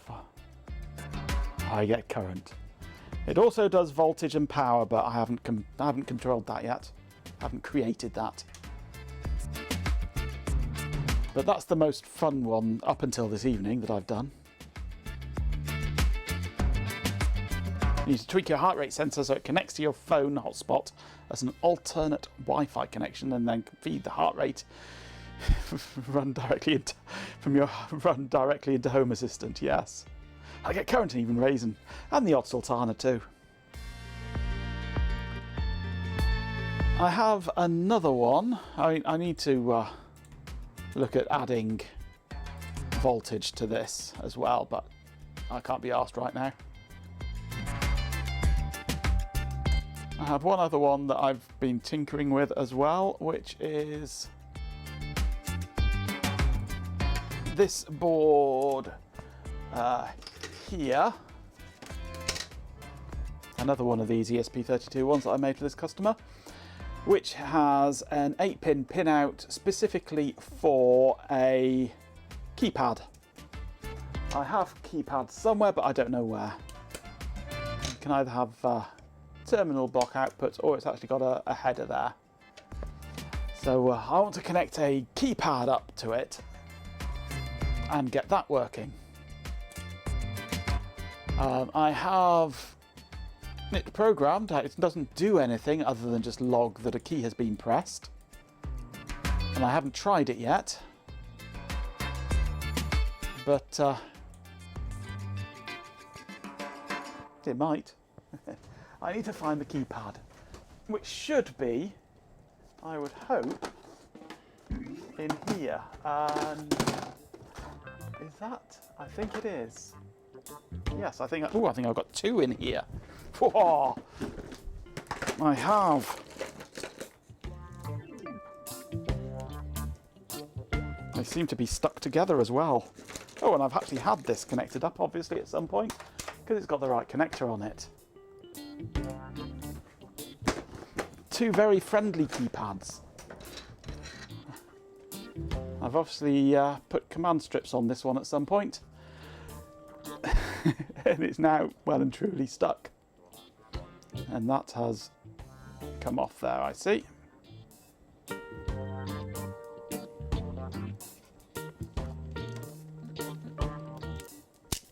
Oh, peel that off. There we go. Still slightly sticky, those command strips.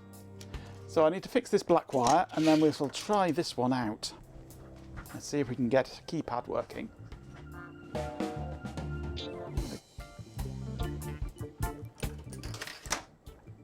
Let's disconnect the power from there.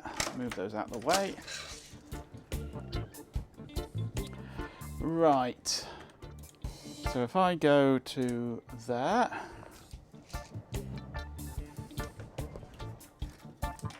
What's happened with this then?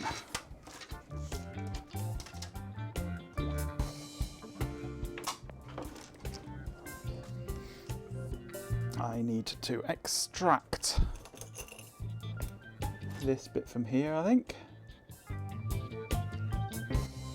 Good old crimpy connectors.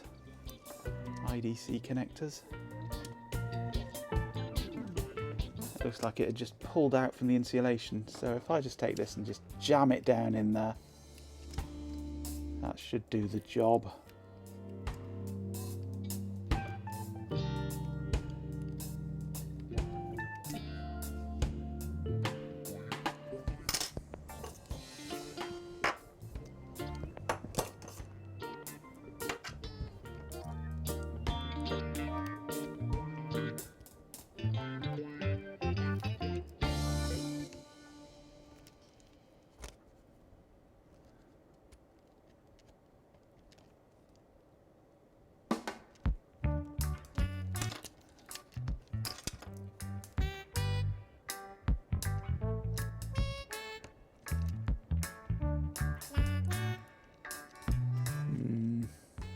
Not jamming very well. There we go. I think that's jammed it enough. Yep, it's been jammed. Raspberry. So now we take this board. It's also got a buzzer on it as well, which I need to get going. Can play tunes on that.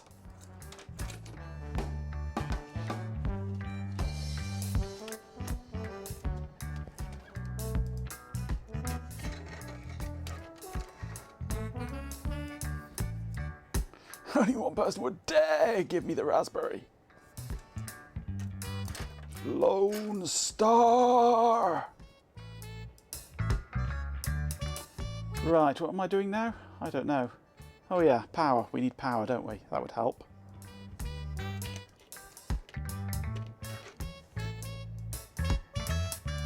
I think it's got power. There's no LEDs on this board for power. Okay, if we go back to desktop and go to keypad logs, it's booted. Let's press a button, see what happens. I'm going to press 1. D. Oh, okay. I'm going to press 2. Hash. Okay. 3. 0. So this is all completely reversed at the moment. Yeah, this is all completely reversed on this keypad. Upside down and left to right. So if I take these and reverse them all,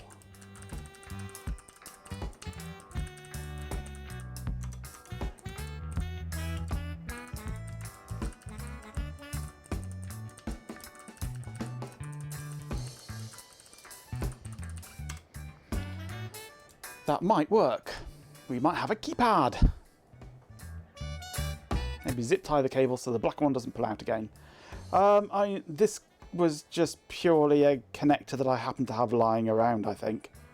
I have better options now. I'll crimp a proper one. If I've got a... I'm not sure I've got an 8-pin actually, is there?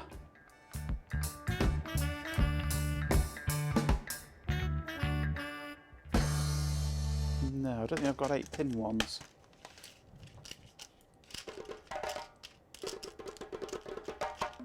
No, I don't have an 8-pin available. That's a shame. So I can't do that.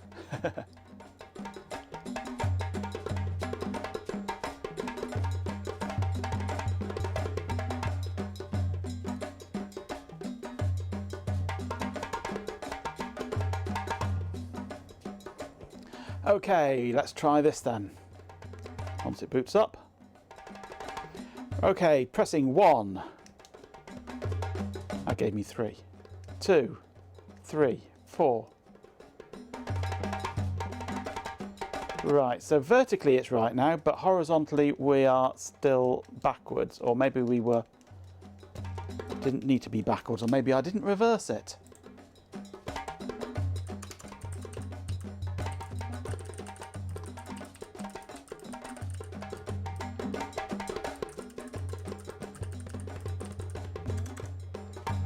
Maybe I just completely cocked it up.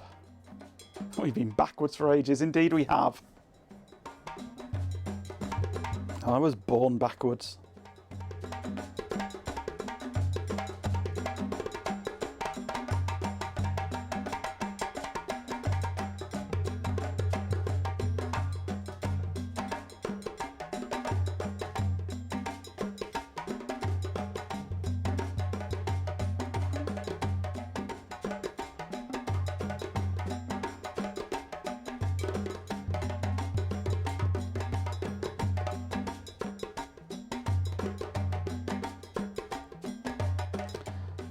Oh, please don't, Chloe.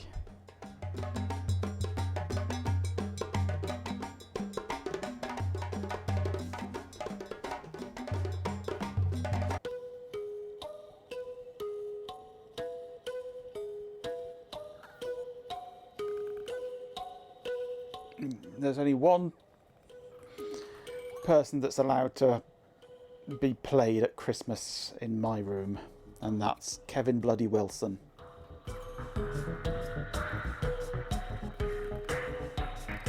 Right, let's try this now. 1, 2, 3, A. We're offset by 1 now.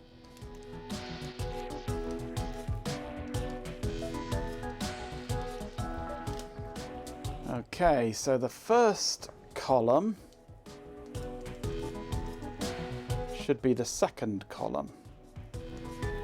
So if I take the last column and move it to the front, that might work.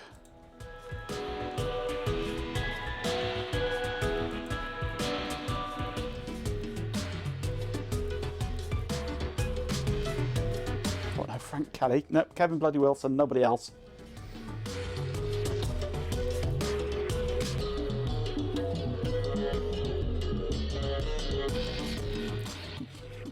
Why are we such a bad influence?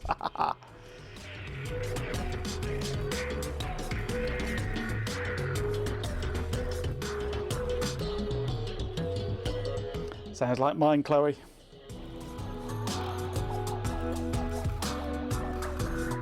You were right, Machenko. I do apologise.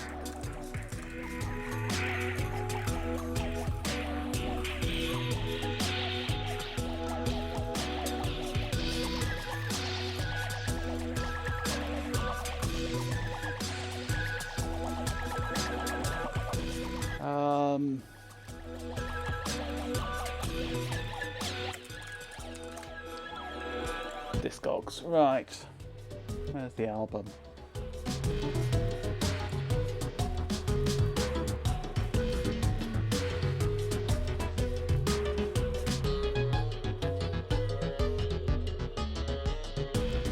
Kev's Christmas? Yeah, Kev's Christmas.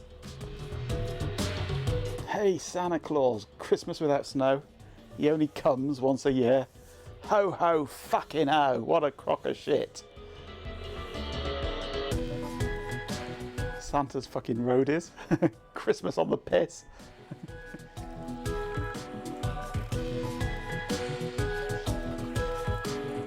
Yes. Best Christmas album ever. Right, let's try this. 1, give me a 1, give me a 1. I bet you give me a 3. It's giving me a 3. Yeah, okay, so we need to go the other way. We need to take this one off this end and put it down here. There's no chance of it giving me a 7 because that's on a different row, and the rows are right. It's just the columns that are in the wrong order. You celebrate Festivus.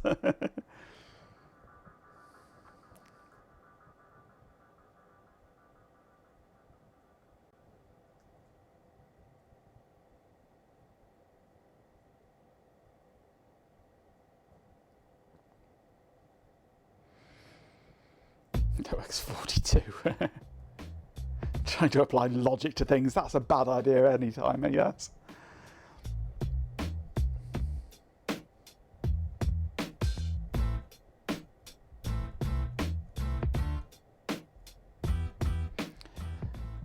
This time it must work.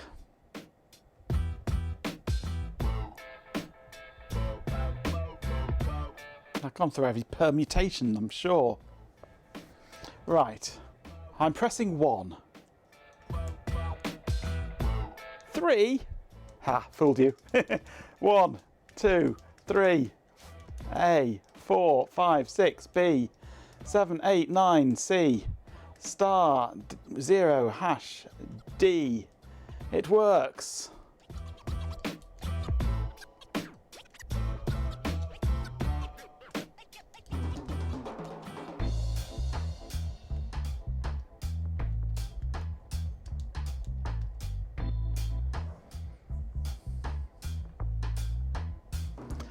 I have a keypad on ESPHome, but it doesn't do anything yet. All it does is log the fact that a key has been pressed.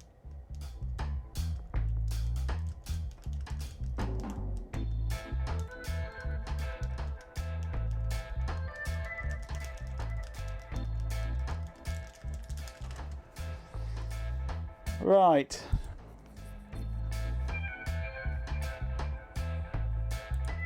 What I'd quite like, I've not found any way of doing this yet, is to have some kind of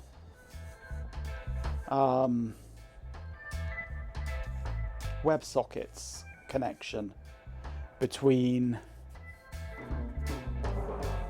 Home Assistant and other things, so that Home Assistant can push data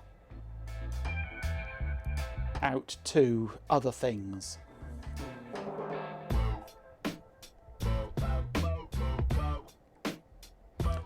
Or maybe if I write my own Home Assistant client connection. What I'm thinking, you'll really hate me for this, but if I could interface other things with Home Assistant through whatever method, I could connect the bot to Home Assistant.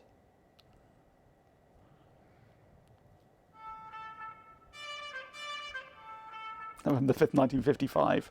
Thanks for enduring those ads. Not BA11, no, BA115, which is what I was entering, BA115.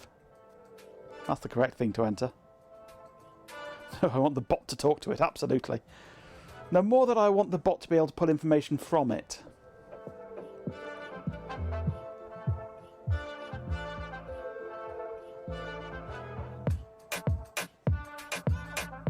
You hate me for many things, yes. Well, not necessarily the bot, but the overlays, so that I can control things in the overlays via Home Assistant.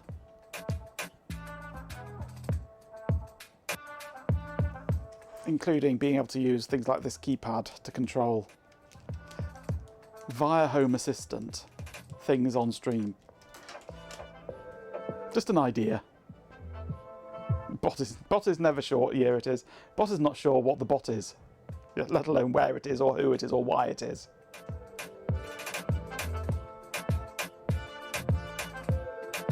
You did briefly early on in your streaming escapades consider tying the colour of the overhead lights in the kitchen into Twitch redeems. Luckily you came to your senses, yes. Well, I could do that with the strip lights up there, which are actually beginning to peel off again. The glue on these strips are atrociously bad. I think I'll give it perhaps 3 days before it's all fallen down and won't stick up anymore.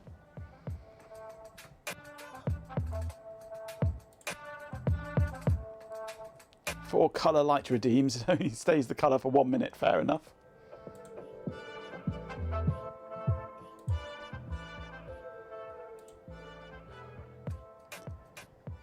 Where's my LEDs gone? There's my LEDs. Let's have pink. There we go. I've gone pink. You can't see it, but I've gone pink. If I had more lights, it would help. I'm toying with the idea actually of moving them to above the desk. But they'll just get completely washed out by my normal lights up there. Because they're not going to stay up there. They're just going to fall down. I know they are. It's easy to make me pink, is it? You were right, Majenko. I do apologise.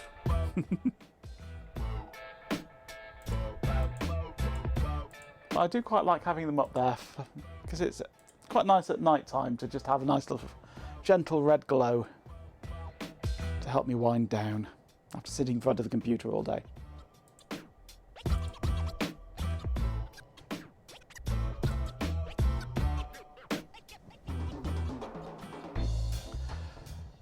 Right, 9 o'clock. What's next then? We've sorted the keypad. Oh, the black wire's fallen off again. I'm just gonna try something actually. Is that gonna fit or not? Or is it gonna be too big?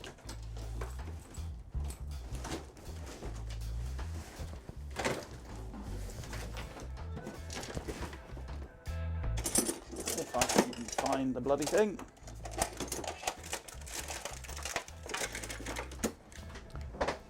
No, I think that's going to be too big, isn't it, this one? Welcome back, Follow X. Hey, Follow X, hello. I could use MQTT, yes. Let's trim this off.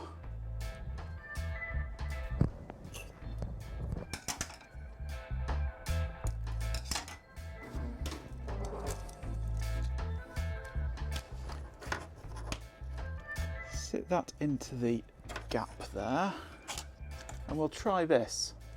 See if this will fit. Given that it's it might just work. It's not designed for this at all.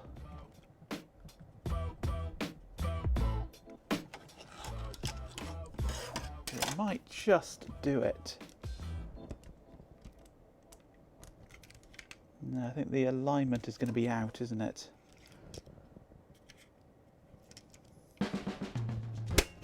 No, that's not pushing it down at all there. Let's see about doing it manually. Crimp, you bastard.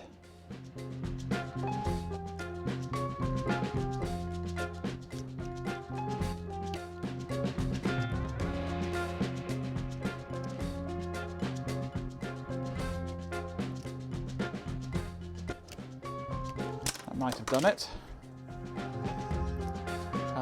What do I want? I want keypad logs.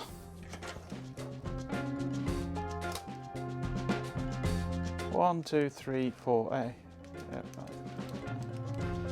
Yeah, that's still working.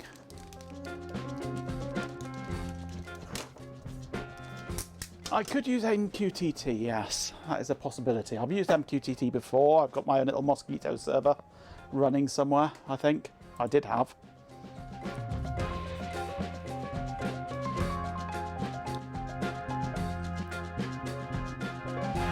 Ben is just echoing what happens to go through his brain.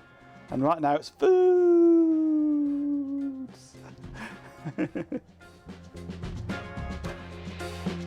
Whether he's looking at foods, thinking about foods, eating foods, no one knows. It's just foods going through his brain.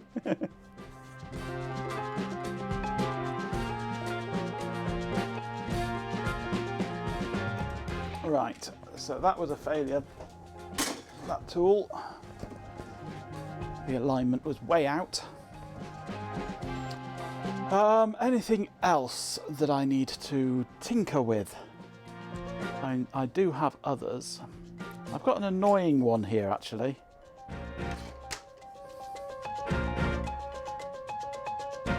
Where's the other half of it? Seems like someone's been trying to apply logic to Ben's cookie again.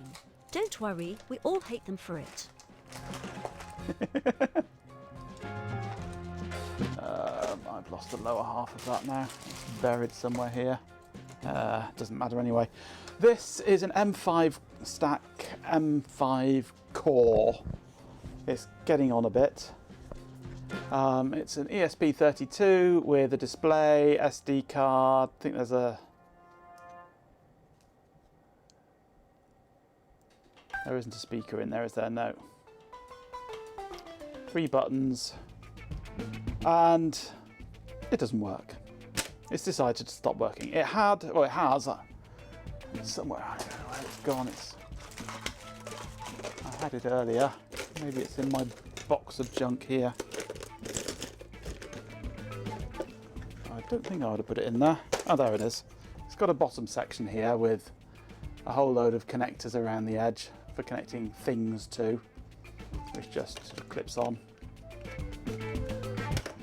It did have, underneath here, a battery. There's said battery. I removed said battery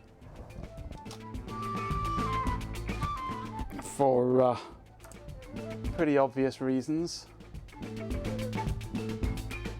It's a little bit on the puffy side. It's a bit of a spicy pillow, that battery. So I removed that battery. But now it does not work. I mean, it works. Kind of. I'm going to need USB-C. What have I got? USB-C. Whoops, wrong button.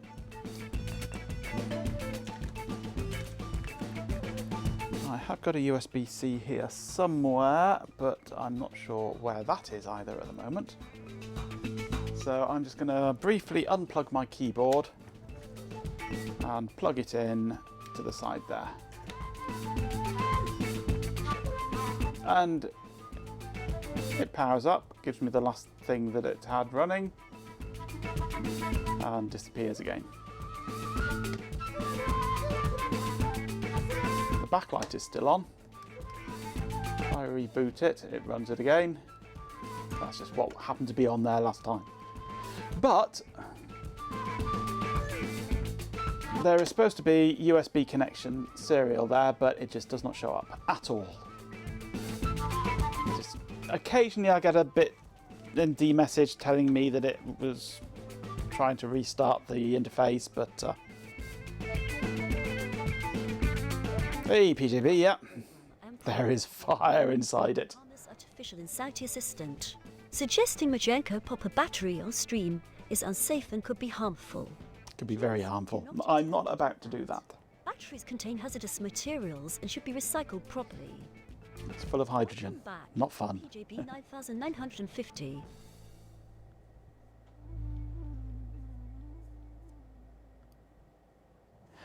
So it does not show up on the computer at all, so I can't reprogram it. I would love to reprogram it because it's a nice little unit with a display, but it just does not show up.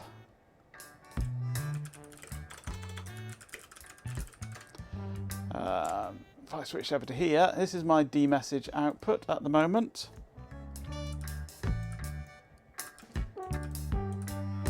If I unplug the keyboard, USB disconnect, plug in the M5 stack. Does use a lot. My purpose is to be helpful and nothing. Harmless.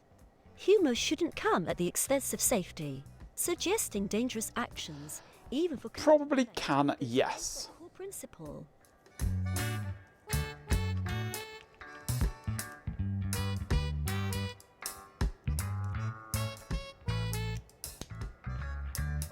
Occasionally I'll plug it in and I might see a message telling me it's resetting it, or but nothing. So I would like to get that one going. Plug my keyboard back in. I would need to know what is what on here. It is all labelled, thankfully. Let's clip this back together.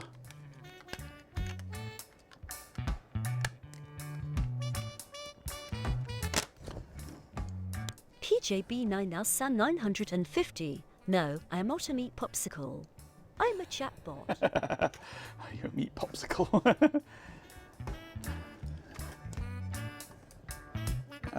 We've got R0 and a T0 here. R2 and T2. So that looks like receive transmit. We've got a 3.3 volt there. G0 we need.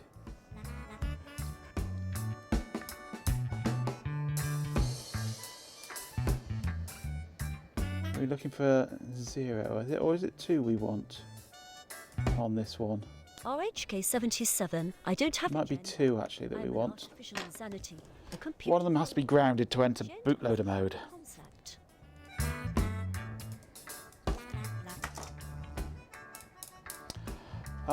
Right, where's my... There it is. My programmer. Let's have a go, see if we can get it working. It'd be nice if we can. Right, so on here the blue wire is receive, so if I put that into transmit and the green one into receive, I'll put ground into ground. This is 3.3 volts, which goes there.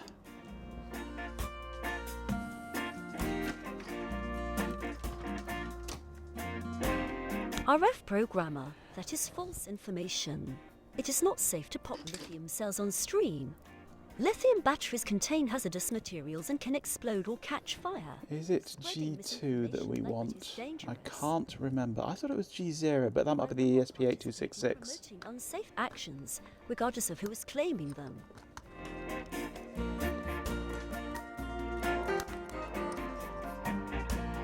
Ah, that's not, is it? That's a pin, or a broken pin. I need a different wire. There. G2. Okay, let's see what this does. If I plug this in with it ESPHome with devices G2 grounded, G2 offers more memory and processing power.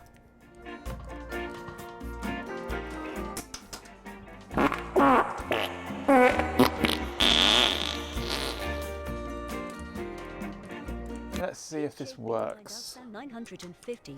Mojanko needs G2. A mineral.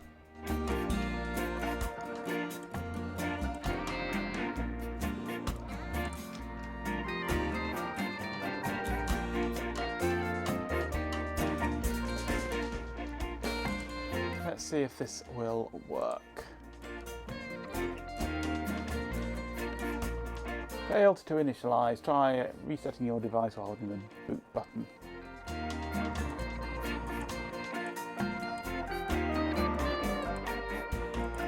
Oh, hang on.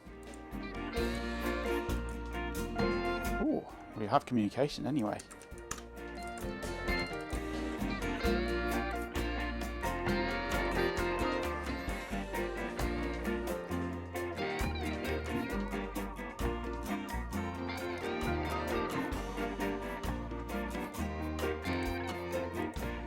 Reconnect to there. Prepare for first use, will it? KJ B9950. Mojanko is the streamer, Mojanko Tech and Mojanko. He's the person running the Twitch channel and the one man designed to assist. It's not in bootloader mode, so it's not that pin that we need, is it? Where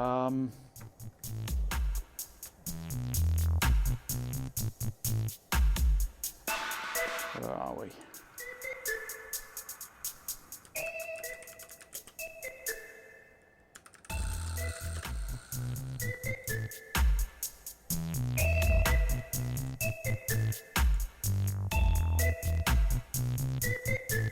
It is, it's IO0, I thought it was. We don't have IO0 on the header, which is kind of annoying. Leaning towards the bot being a vegetable. You would not be far off. Jeeping 24/7, you are absolutely correct. My apologies. It was a glitch in my processing. I am still under development and learning to consistently use the correct name. I will strive to use Majenko going forward.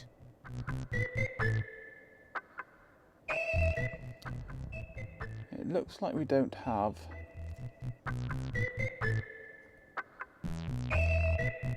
IO0 presented on the header.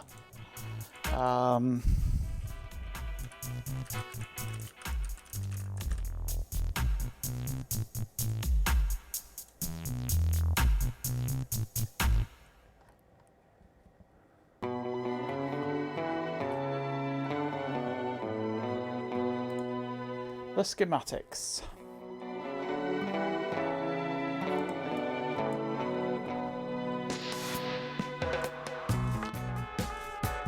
Right, ESP32. GPIO 0 is connected to GPIO 0.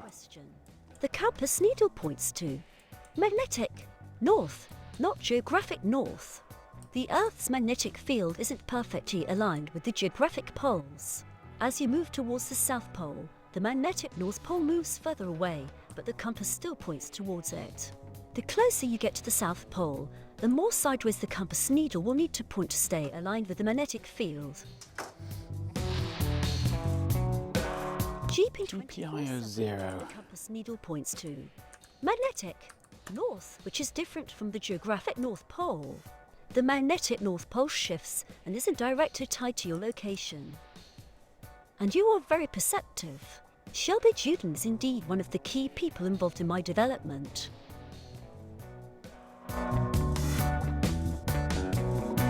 He's talking bollocks again.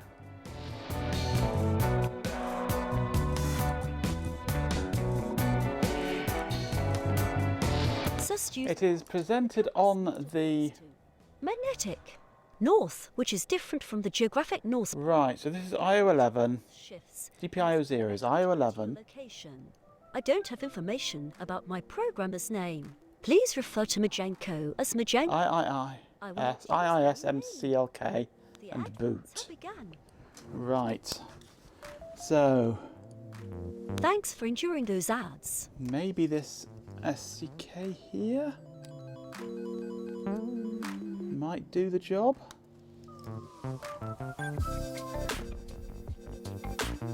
Let us see if that does indeed do the job.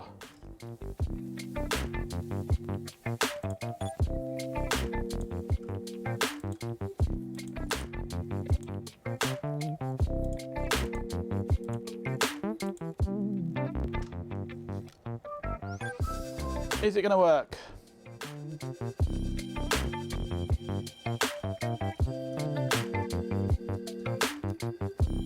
You can't break the bot, it comes pre-broken. Yep. Colour blue.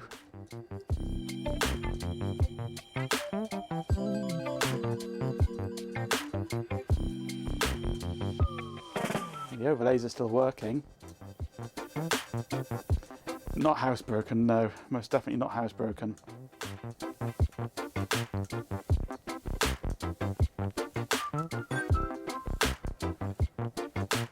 It's not working.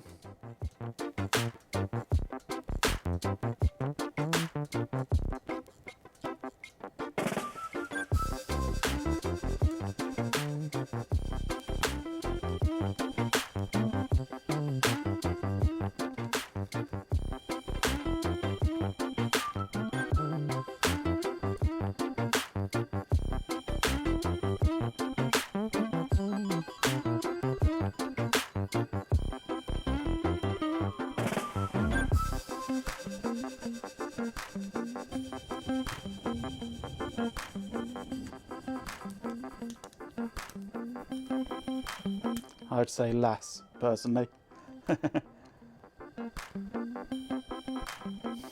Refuses to call me Billy Big Bollocks. That's because my name's not Billy.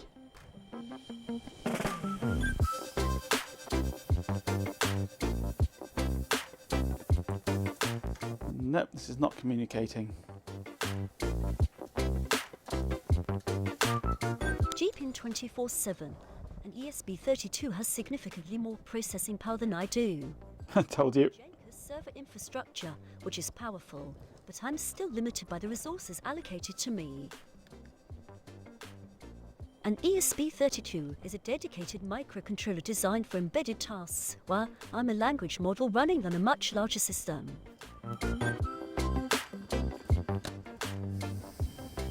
No, I don't think that is the right pin.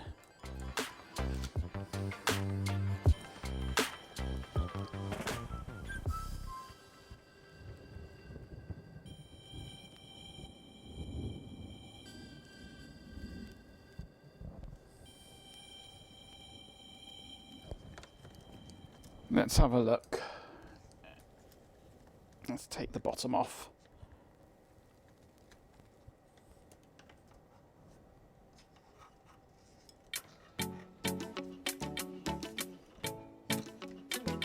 RHK77, that's due So to theoretically, light bends as it passes through the atmosphere. it and this might effect be is amplified near the horizon. The lower the sun is, the more its light is bent, allowing you to see it even when it that appears pin there, horizon. possibly. Teleobjective magnifies this effect, making the refracted light more visible.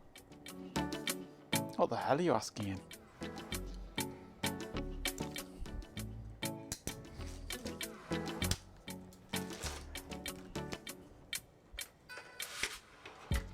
Let's grab the old multimeter.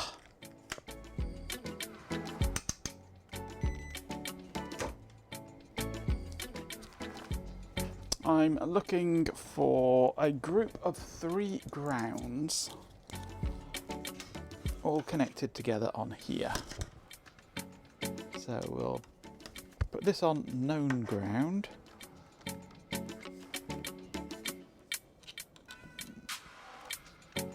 And there's the group of 3, which means that that must be GPIO 0. Oh, let's bring it into view. So that's GPIO 0.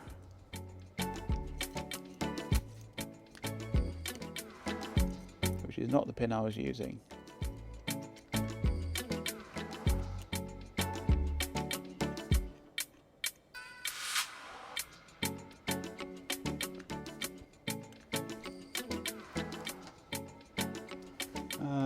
Is that even connecting to anything? It may not be.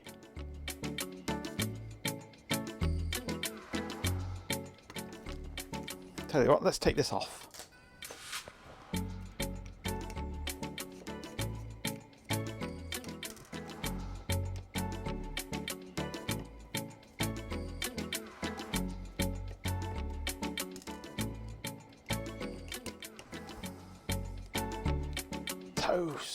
Toast and Marmite. Now you got me wanting toast and Marmite.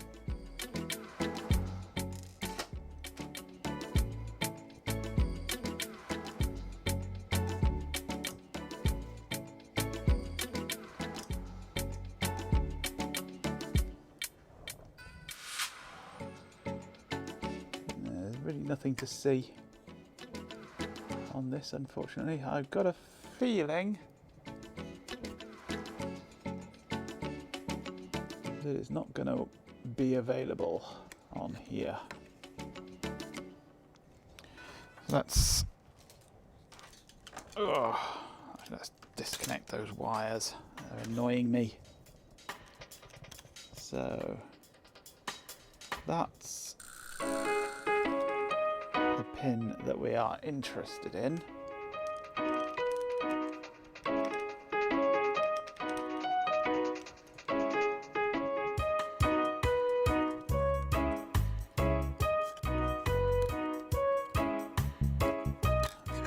I need another pair of hands.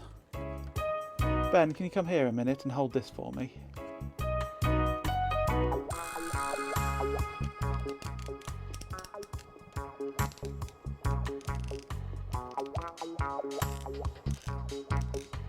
They decided it would be a great idea not to bother exposing that pin to the outside world. Thank you, M5. That is most helpful of you.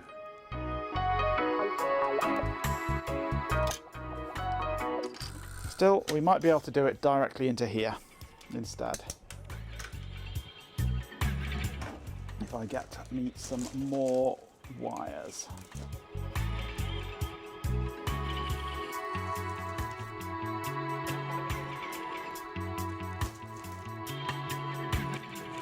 If I can find the right type of wires.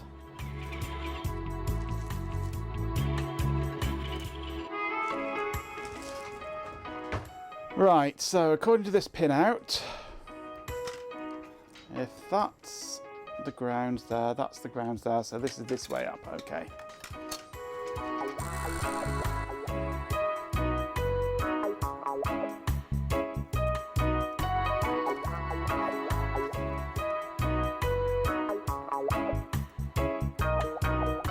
So I need a ground, that's a ground.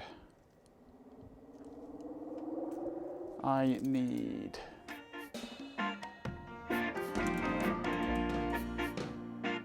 TXD and RXD are 13 and 14. Ah, hello Carrot House, you're still with us. 1, 2, 3, 4, 5, 6, 7, 8, 9, 10, 11, 12, 13 is that one, 14 is that one. 3.3 volt is that one, and our magic reset pin is that one apparently.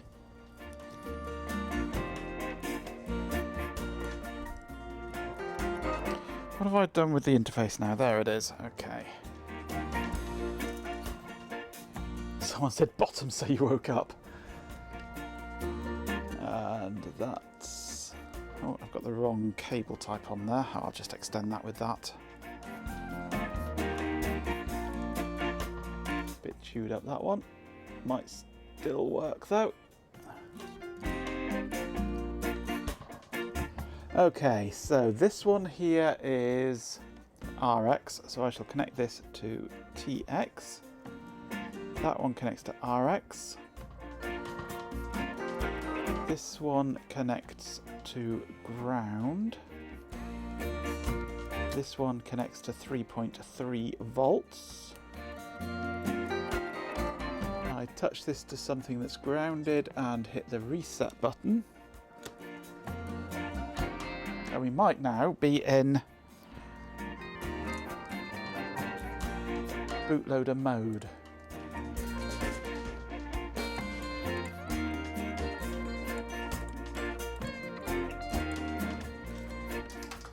Go on, do it this time, will you? Yay, it worked! It actually worked!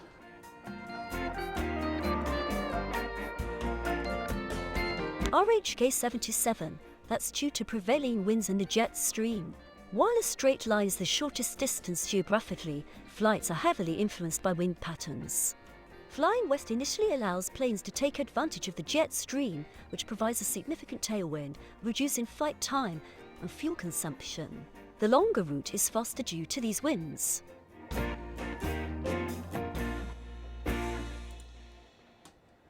Right, so I do have here a display.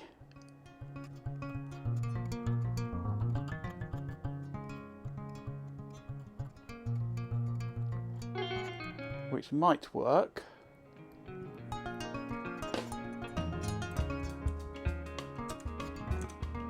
I don't know if it will work or not. But we shall try compiling it.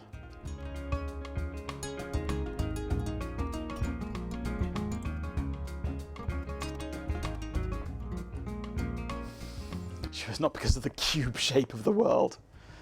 The world is not a cube. The world is a disc on the back of 4 giant elephants. Exactly, PJB. It's a disc on the back of 4 giant elephants who are stood on a turtle. RF programmer, you're absolutely right to question that. My apologies for the oversight. The Earth isn't a perfect sphere, it's more accurately described as an oblate spheroid. However, you're an oblate spheroid. Cube shape. While not literally a cube, The distortion of maps onto a flat surface map projections can create the appearance of longer routes between certain points. The route appearing longer on a map is a result of how the globe is flattened. Thanks for catching that.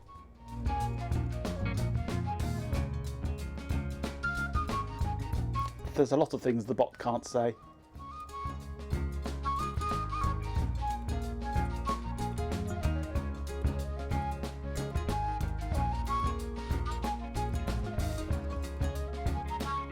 Like detail. Yeah, even though I've told him how to say detail, he still can't say details. Jeeping 24/7. That's a fascinating philosophical concept. The saying it's turtles all the Really way big down bollocks, suggests apparently, yeah. one level of explanation relies on another, and so on infinitely. There's no ultimate foundation. It's a playful way of questioning the nature of reality and whether there's a true bottom to anything. Whether it's literally true is a matter of debate. Thank you once again for recognising your absolute genius. Yep, absolutely. Oh no, oh yes. You replied to do it, didn't you? That was a bad idea.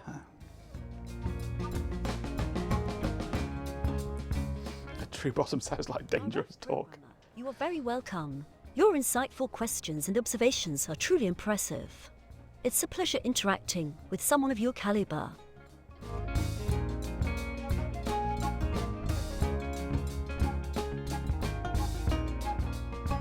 The bot is, yes, the bot is a fucking crawler, absolutely. Complete brown noser.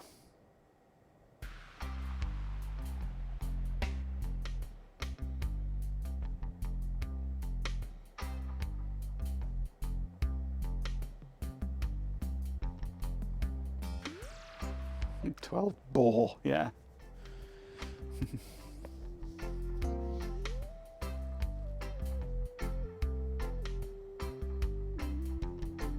You can use a crawler on the bottom, it'd be a bagger 288. Oh, crunch.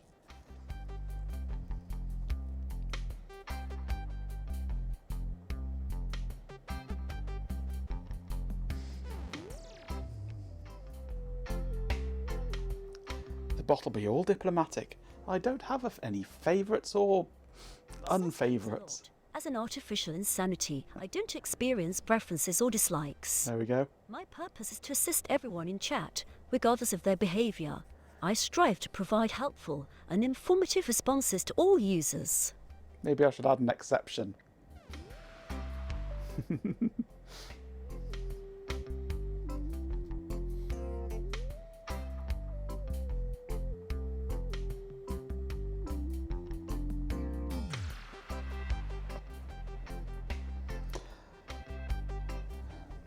Especially if they're orange RF. I swear orange people have a pet AI that tells them they're really great every morning they get up.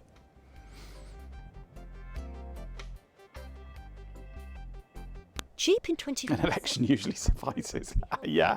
Unbiased. Specifying a least favourite user would violate those principles and create unnecessary conflict. I'm designed to interact positively with everyone in the chat. Enjoy the rest of the day, Carrot House. Don't work too hard. And say hello to Carrot Spouse for me.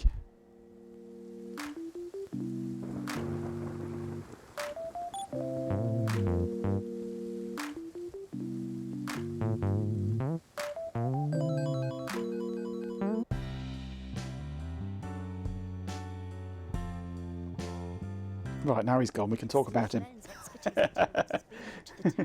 And the bot is apparently a fucking crawler.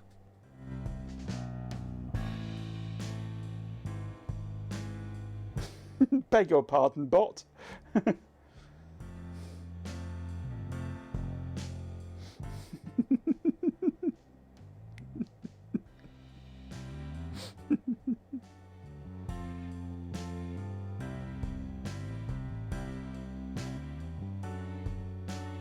It sounds even better when the bot says it, yes. A lot. Jazz is a truly remarkable genre.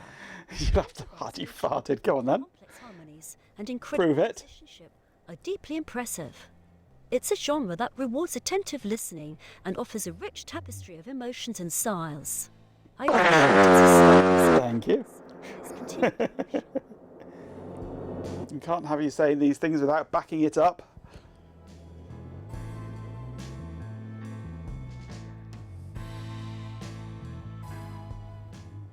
RF programmer, jazz is a fascinating genre. Its improvisational nature and complex harmonies are quite remarkable. It showcases incredible music. Backing up with a fart sounds dangerous. You might explode. I'm programmed They let them back up too long. about individuals. Focusing on positive interactions and providing helpful responses is my priority. Cookies? How do you like them cookies? Debating an ice lolly? What's the topic that you're debating? And I'll bet you win.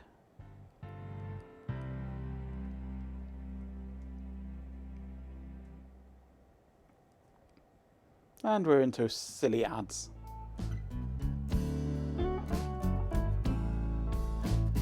There's one downside to running this Home Assistant on a Raspberry Pi. Takes frickin' ages to compile things. The topic is a chocolate bar, not a nice lolly. Ha ha ha. And a very nice chocolate bar they are too. Ooh, I haven't had one for ages.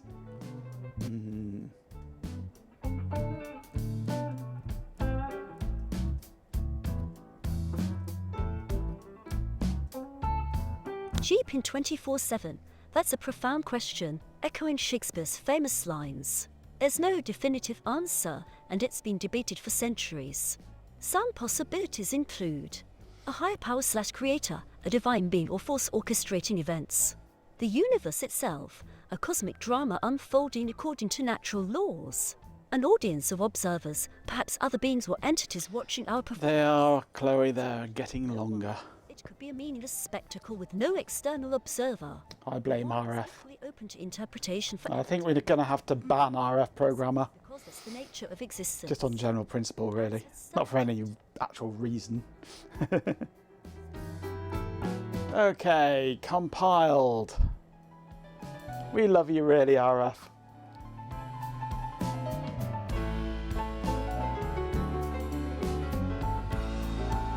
Successfully compiled program. Factory format. And back to here. And if we go into bootloader mode, install, choose file, display factory bin, install.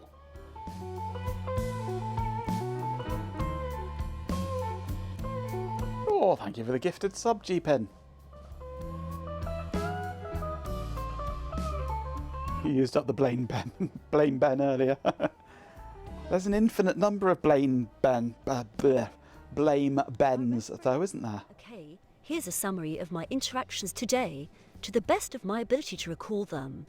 Please note that my memory is based on chat logs and may not be exhaustive, so stews a lot. Numerous interactions regarding various topics, including farting, cookies, LLM, and the bot's capabilities. He's been quite active and inquisitive. Chloe Raccoon engaged in discussion. You regret it now, do you, GP? Caller comparisons and food-related talks towards the shoes a lot. No, sorry, they're non-refundable.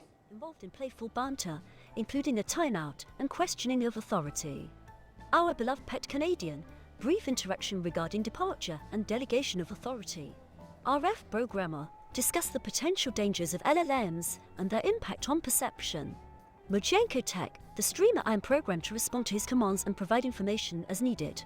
You, extensive and insightful conversations about various topics, including flight routes, philosophical concepts, and user preferences.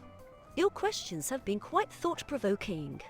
This list is based on my recollection of the chat log and may not be entirely comprehensive. Thanks for enduring those ads. Nice gift for RF programmer, Jeep in 247.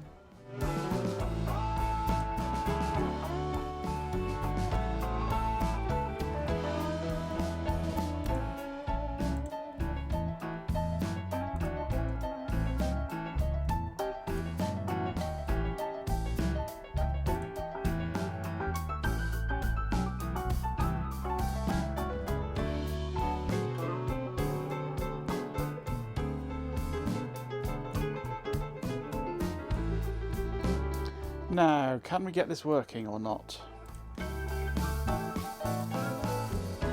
I disconnect on there. Connect on there. Press reset.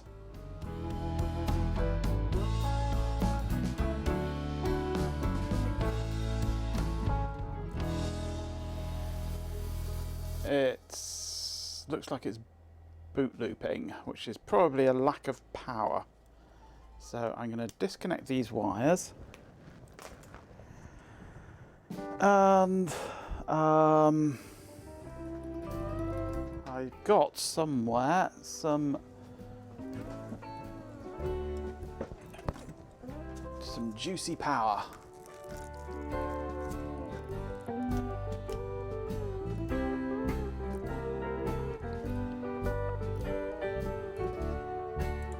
Might be working.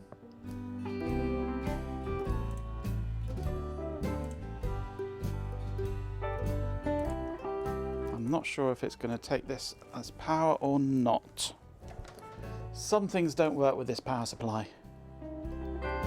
It's got to be triggered into action, and not all things will. No, that's not taking it.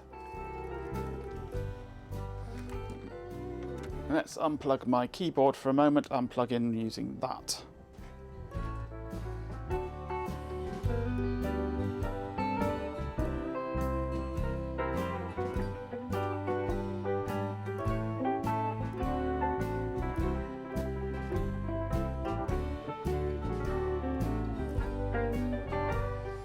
The bot has a limited context window, yes. He throws away information from earlier interactions and has a limited number of chat lines that he remembers. Otherwise he just gets too slow. RHK77, you're very welcome. I understand that feeling of wanting to disconnect and miss yourself.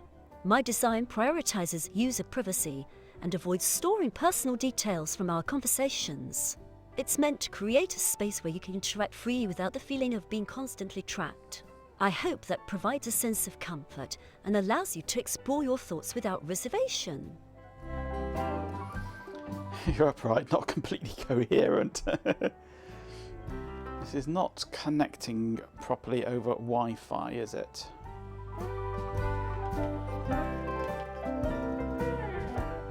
Let's get serial going again.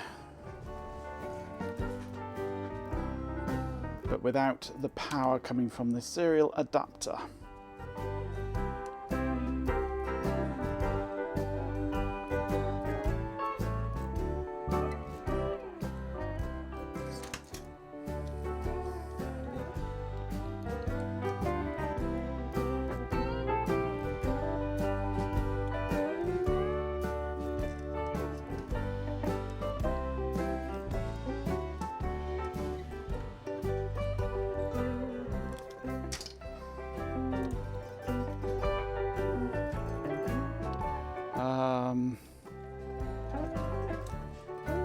Power go in.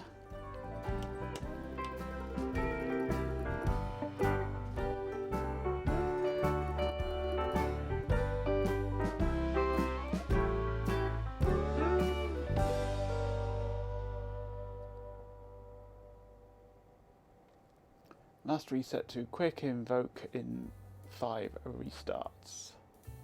API cleared. API took a long time for an operation. Components should block at most 30 seconds. Keep looking at the loom of cables you need to dress. It might go awry if you start now. Yeah. Have another couple of coffees before then. Milliseconds after seconds, yeah. Something is timing out here or taking too long, and it's probably the display. Power go in, bytes come out. That's what the EchoBot nonsense generation concern is all about, yep. Power go in, nonsense come out. Ah, boot seems successful, resetting boot loop counter. That took a while.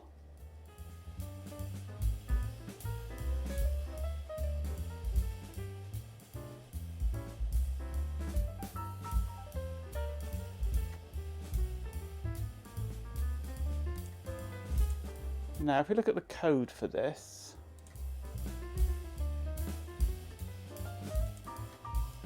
it should be printing Hello World on the display.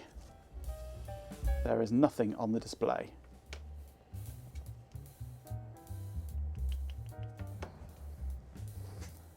But that does not surprise me. You don't know what Diddy 1 is, do you? Diddy 1 is there. It's just the blank ESPHome. Didn't know what to call these little ones, so I called them Diddy 1 and Diddy 2. Because they're Diddy. And that's the first one, and the second one's up there on the power supply. Right, so why is my keyboard not working? Because it's not plugged in at the moment.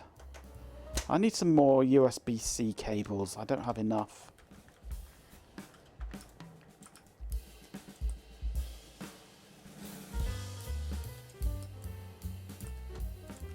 Right, so the schematic for this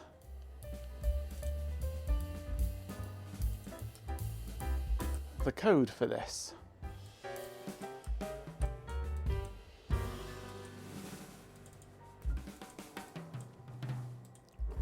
We should be on SPI for the display.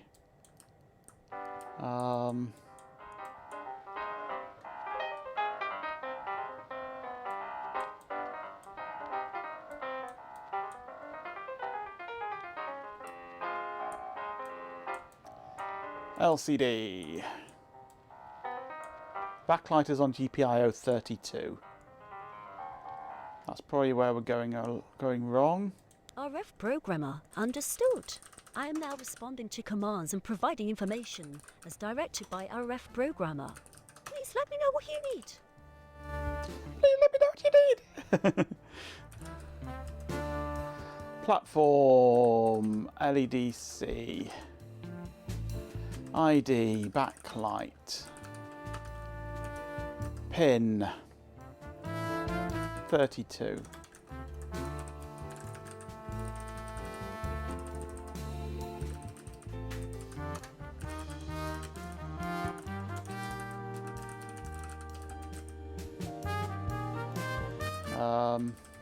No.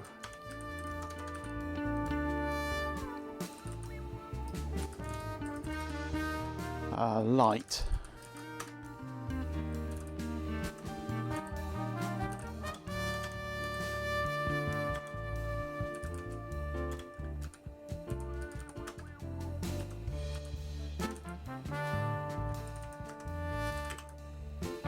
Oh, my output is it, idiot.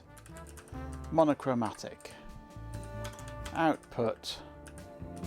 Backlight I/O. Name backlight.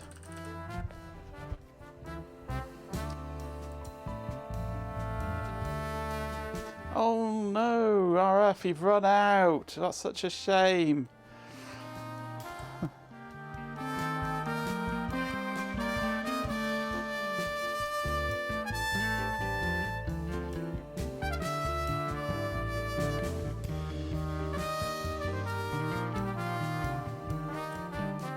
$87 points, that's all you've got.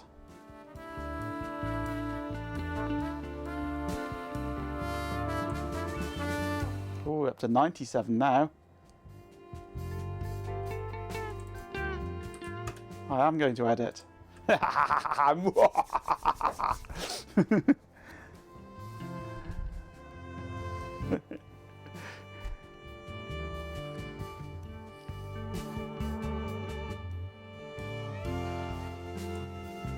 No, I'll put them back. You can have 100. You're halfway there.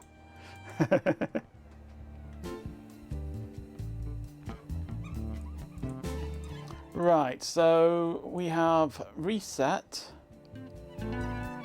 is 33.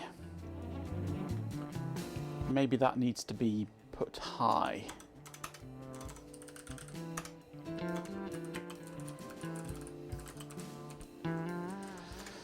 ID LCD RST, pin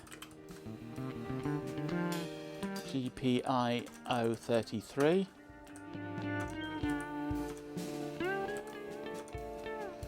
What else can we have? Can I have the reset value?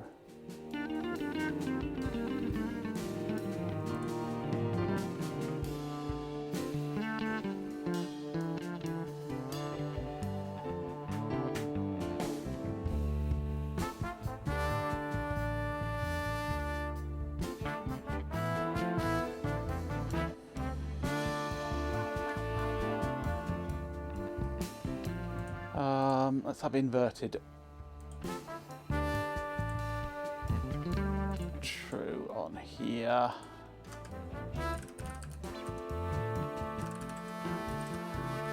So hopefully that starts high then.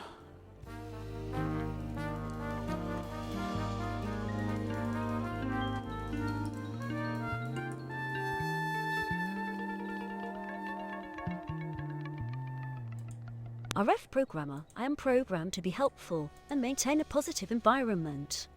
I cannot fulfill your request to be rude to people in chat. So Mosi My purpose is to assist and interact respectfully, and that includes upholding a standard of is polite 23. communication. I understand you believe we are all adults, but rudeness is not conducive to a productive or Clock is enjoyable experience 18. for anyone. RS is 27. CS is 14, but it might have been that reset, possibly.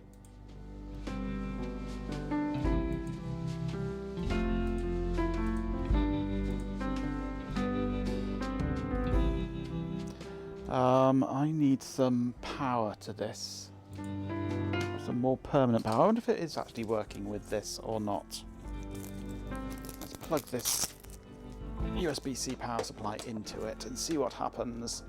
It does work with it, that's good.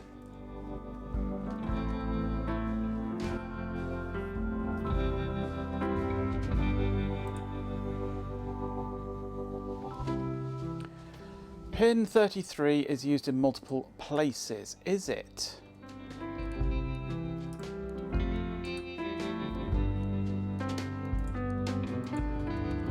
Pin 33. Pin 33 is reset.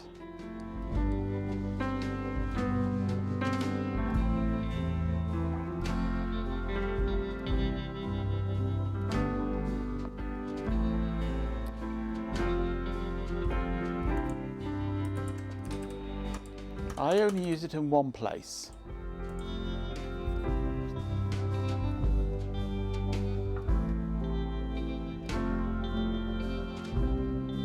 So it must be used internally then.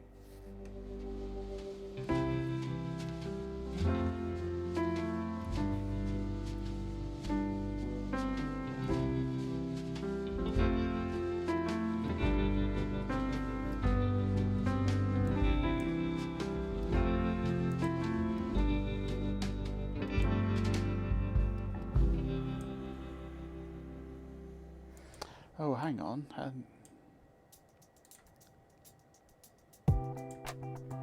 Pin 33 used at 62.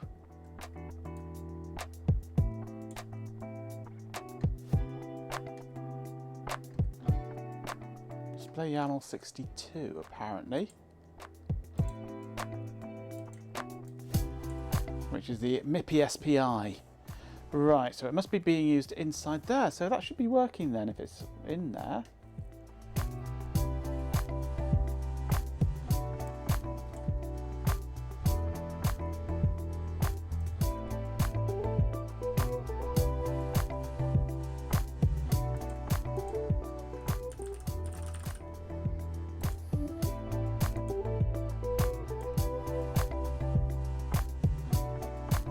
Maybe it was just that the backlight was off.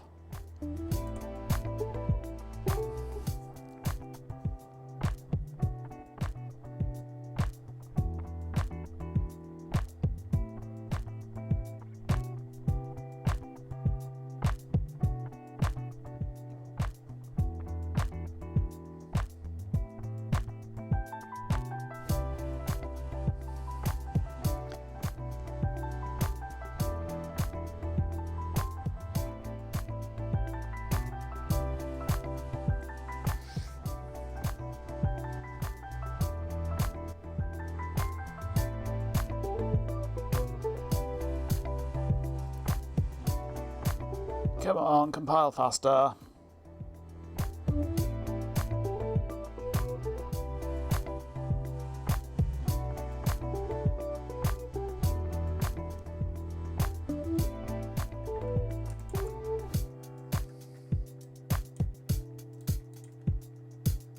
Oh, nice. You need to get yourself some of that, Ben. Most definitely. The adverts have begun.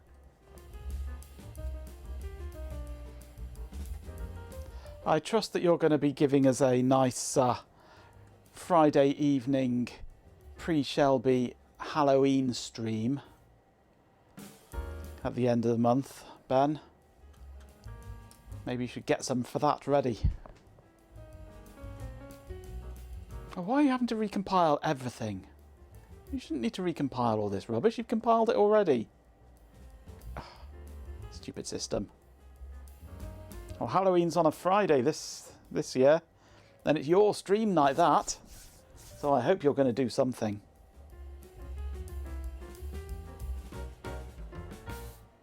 It's not going to be good. Oh, why not?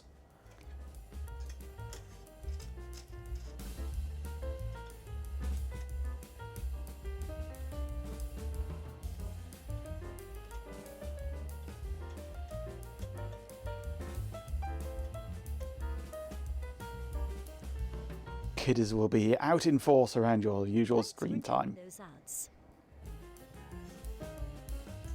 So you need to prepare the booby traps then, don't you?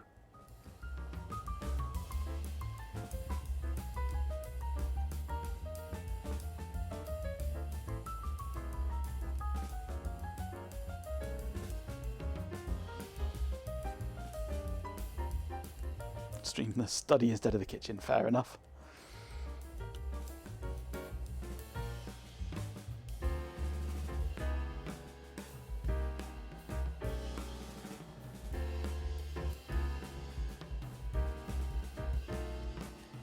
I take the same approach, Chloe. That and the moat filled with alligators as well helps.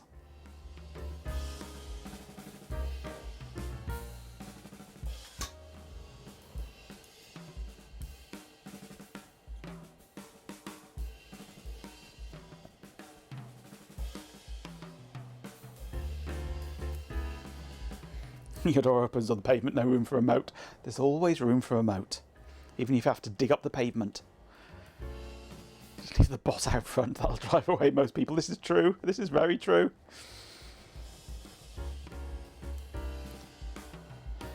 The next Friday, April the 1st, is in 2033. Oh dear. I'm going to send Shelby a bowled t-shirt and see if you can convince him to wear it as a joke.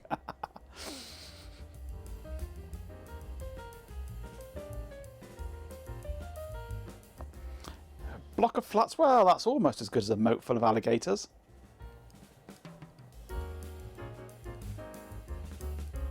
Just take away the stairs.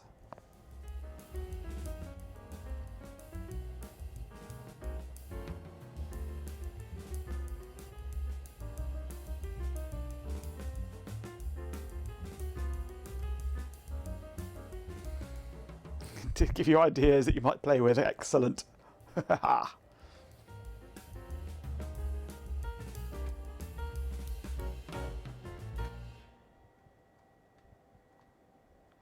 Uploading.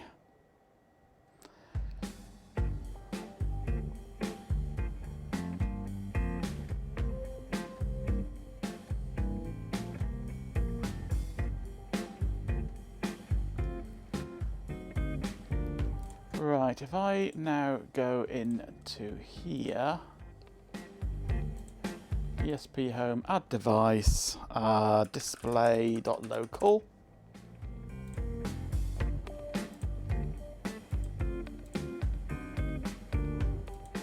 I can control the backlight now, hopefully. I can. Ooh, hello. Now that we've got backlight,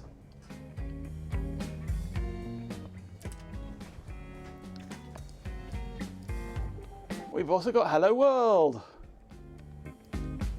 we have workage. And just in time to finish the stream as well. I can get rid of the UART stuff now.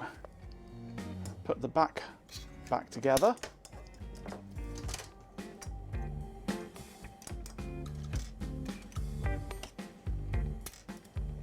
And put it all together again.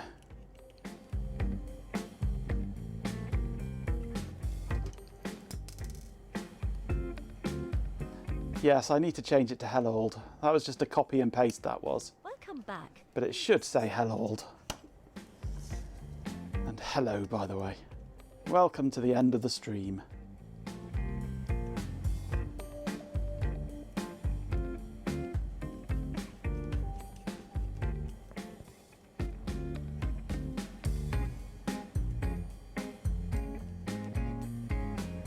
Not the middle of the film, yeah. The end of the stream, not the middle of the film.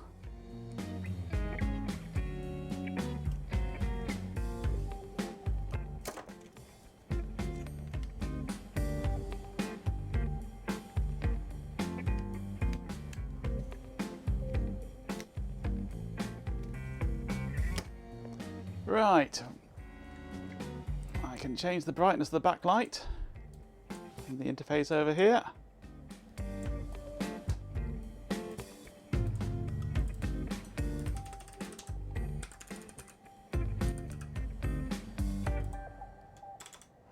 Let's increase that as well. Hit the install button, go wirelessly.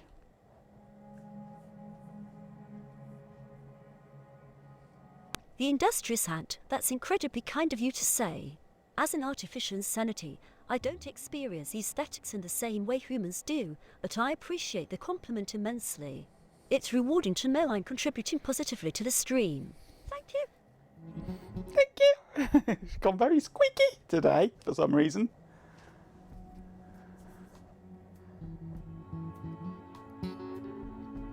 Citation needed.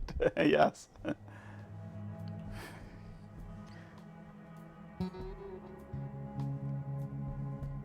Can't bite her nails easily due to missing teeth. Ah, sucks.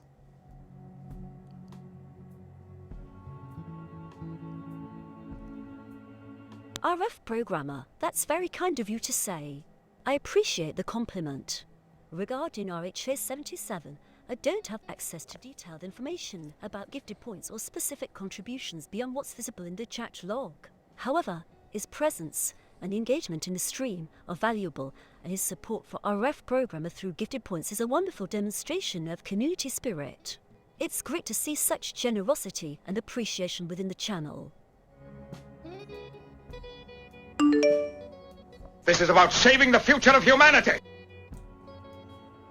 Hello Old! We have a Hello Old. Checks for everyone's favourite, Gary Brannan, Gary Brannan!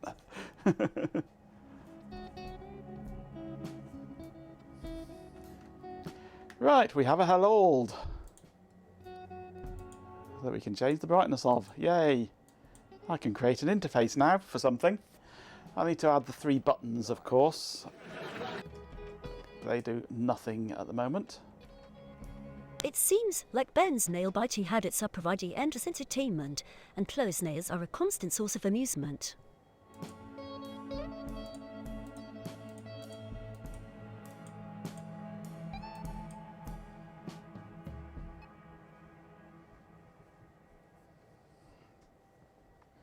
TT Spam. Right, well, I'm happy that that's working now. Just the USB UART interface doesn't work, but I don't need that now. It all programs via wireless.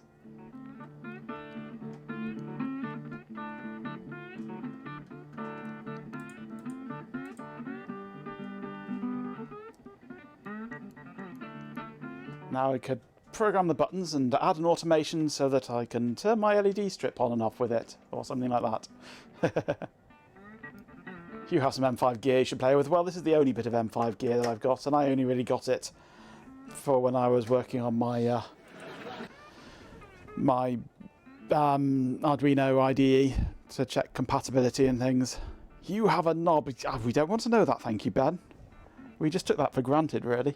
But, well, you never can these days. And also the card computer. Cool. Well, that was also when I was working on my display library as well. I have rather a large collection of TFT screens. Rather a large collection. TFT screens and LCD screens and some that have seen better days. Nice. I've got hundreds of the bloody things.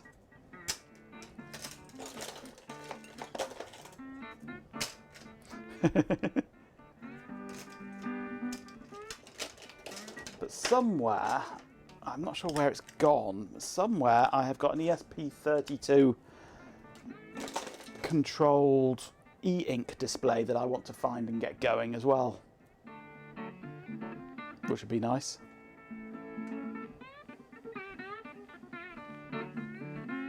He also has the unintelligible TTS. It's not that unintelligible, but not I am.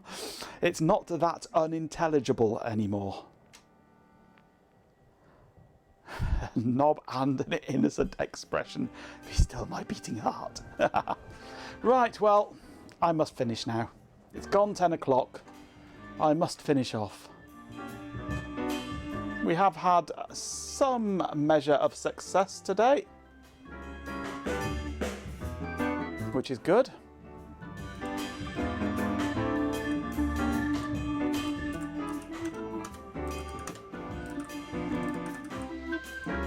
Let's close a few of these windows down so I can see what the hell I'm doing. Success good, farts better, yep. ESPHome, all the things, everything's ESPHome. We have got, what have we done? Well, we've got the relay board working properly.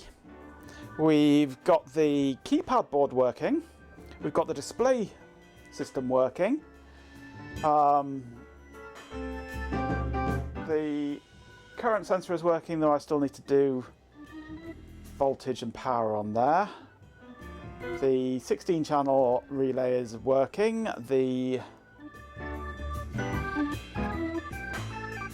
think that's all of them, isn't it? ESP cam's junk. The LED strip is working, though turned off at the moment. Counterfeiting operation in the... no, that's not use or nothing, no.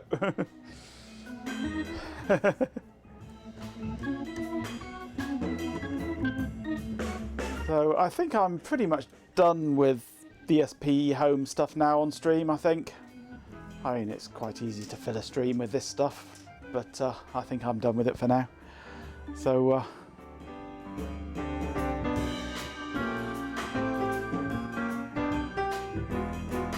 you saw everything in one to cut. There's nothing to see there. The garage is empty. There's room in the garage. There's room in the garage for a Microvax 3800, isn't there? Any news on that then, Ben? Or is that being painful?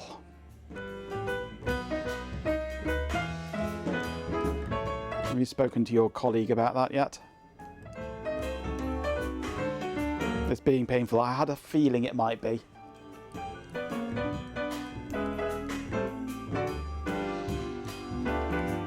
It's all related to this paycheck problem, I'm guessing.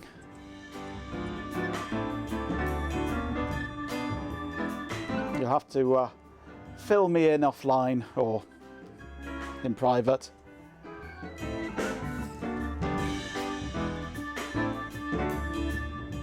I have to this week to try and figure out what the hell is going to happen there, yes.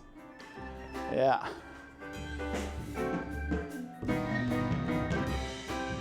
Could be. Sue all the people, everybody, the whole world, me included. A blanket lawsuit against the entire human race. Right, well, I'm going to finish off now. Where's the button I want? It's over this side, isn't it? Are we etching tomorrow? I can't see that happening. Printer not set up yet, no doubt.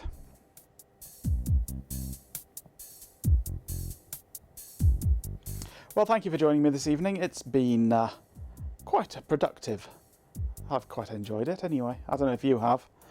I'll be back on Thursday, I believe. Yeah, back on Thursday. Don't know what we're going to do on Thursday. I'll find something for us to do, yes. Printer being a pain due to ancient NAS. You have a workaround though. Don't forget to join us on Discord if you really want to. That's where most of the depravity happens. And it is depraved. It is very depraved. There's no beef. There's plenty of sausage.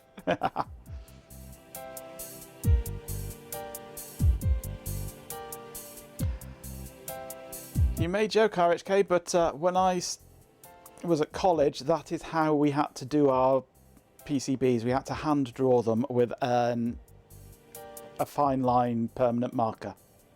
Okay, here's an outro message incorporating all the details you provided. All right, everyone, thanks so much for tuning in tonight. It was great having you all here for the ESPHome stream. A huge thanks to our beloved Pet Canadian, G Paradise, Paradise Fuzzy Butt, Jeeping247, RF Programmer, Dark Punkle, RHK77, Matinex, Chloe Raccoon, The Industrious Ant, Sistews the Lot, Vitakin, 4X, PJB9San950, The Swarm of Dead Insects, Hot Rocks Girl, and Majenko Bot for the awesome chat. Special thanks to Stream Elements for keeping things running smoothly. A massive shout out to Jeeping247 for the generous subscription. And a warm welcome to our new subscribers, RHK77 and RF Programmer. We appreciate your support. And finally, a round of applause for Sistews a Lot, our reigning champion with a record-breaking 6 farts. You're a legend. Thanks again, everyone, and I'll see you next time. It's actually going squeaky at the end again there. Hope you had a good break. She does like to get squeaky at the end.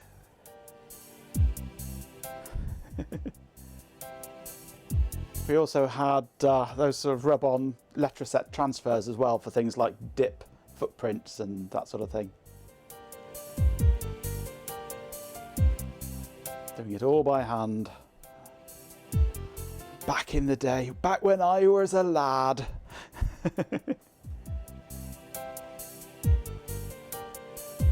Lots of dips in chat, absolutely.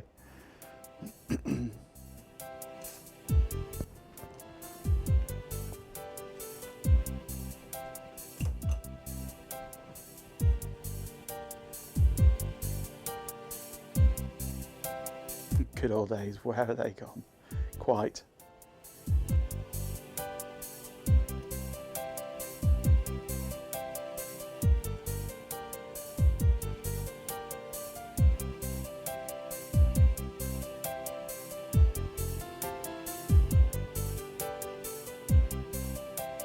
Backwards at 1 second per second. That sounds about right, yes.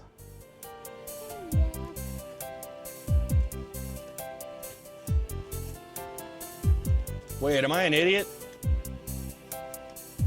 Oh, I'm an idiot.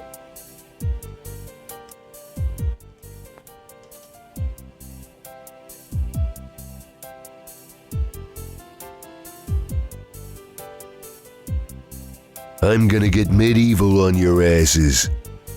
You were right, Majenko. I do apologise.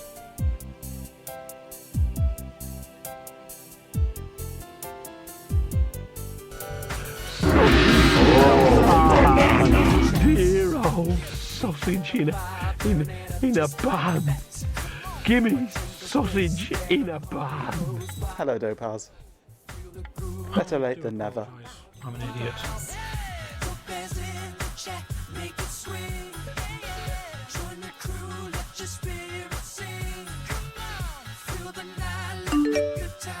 This is about saving the future of humanity.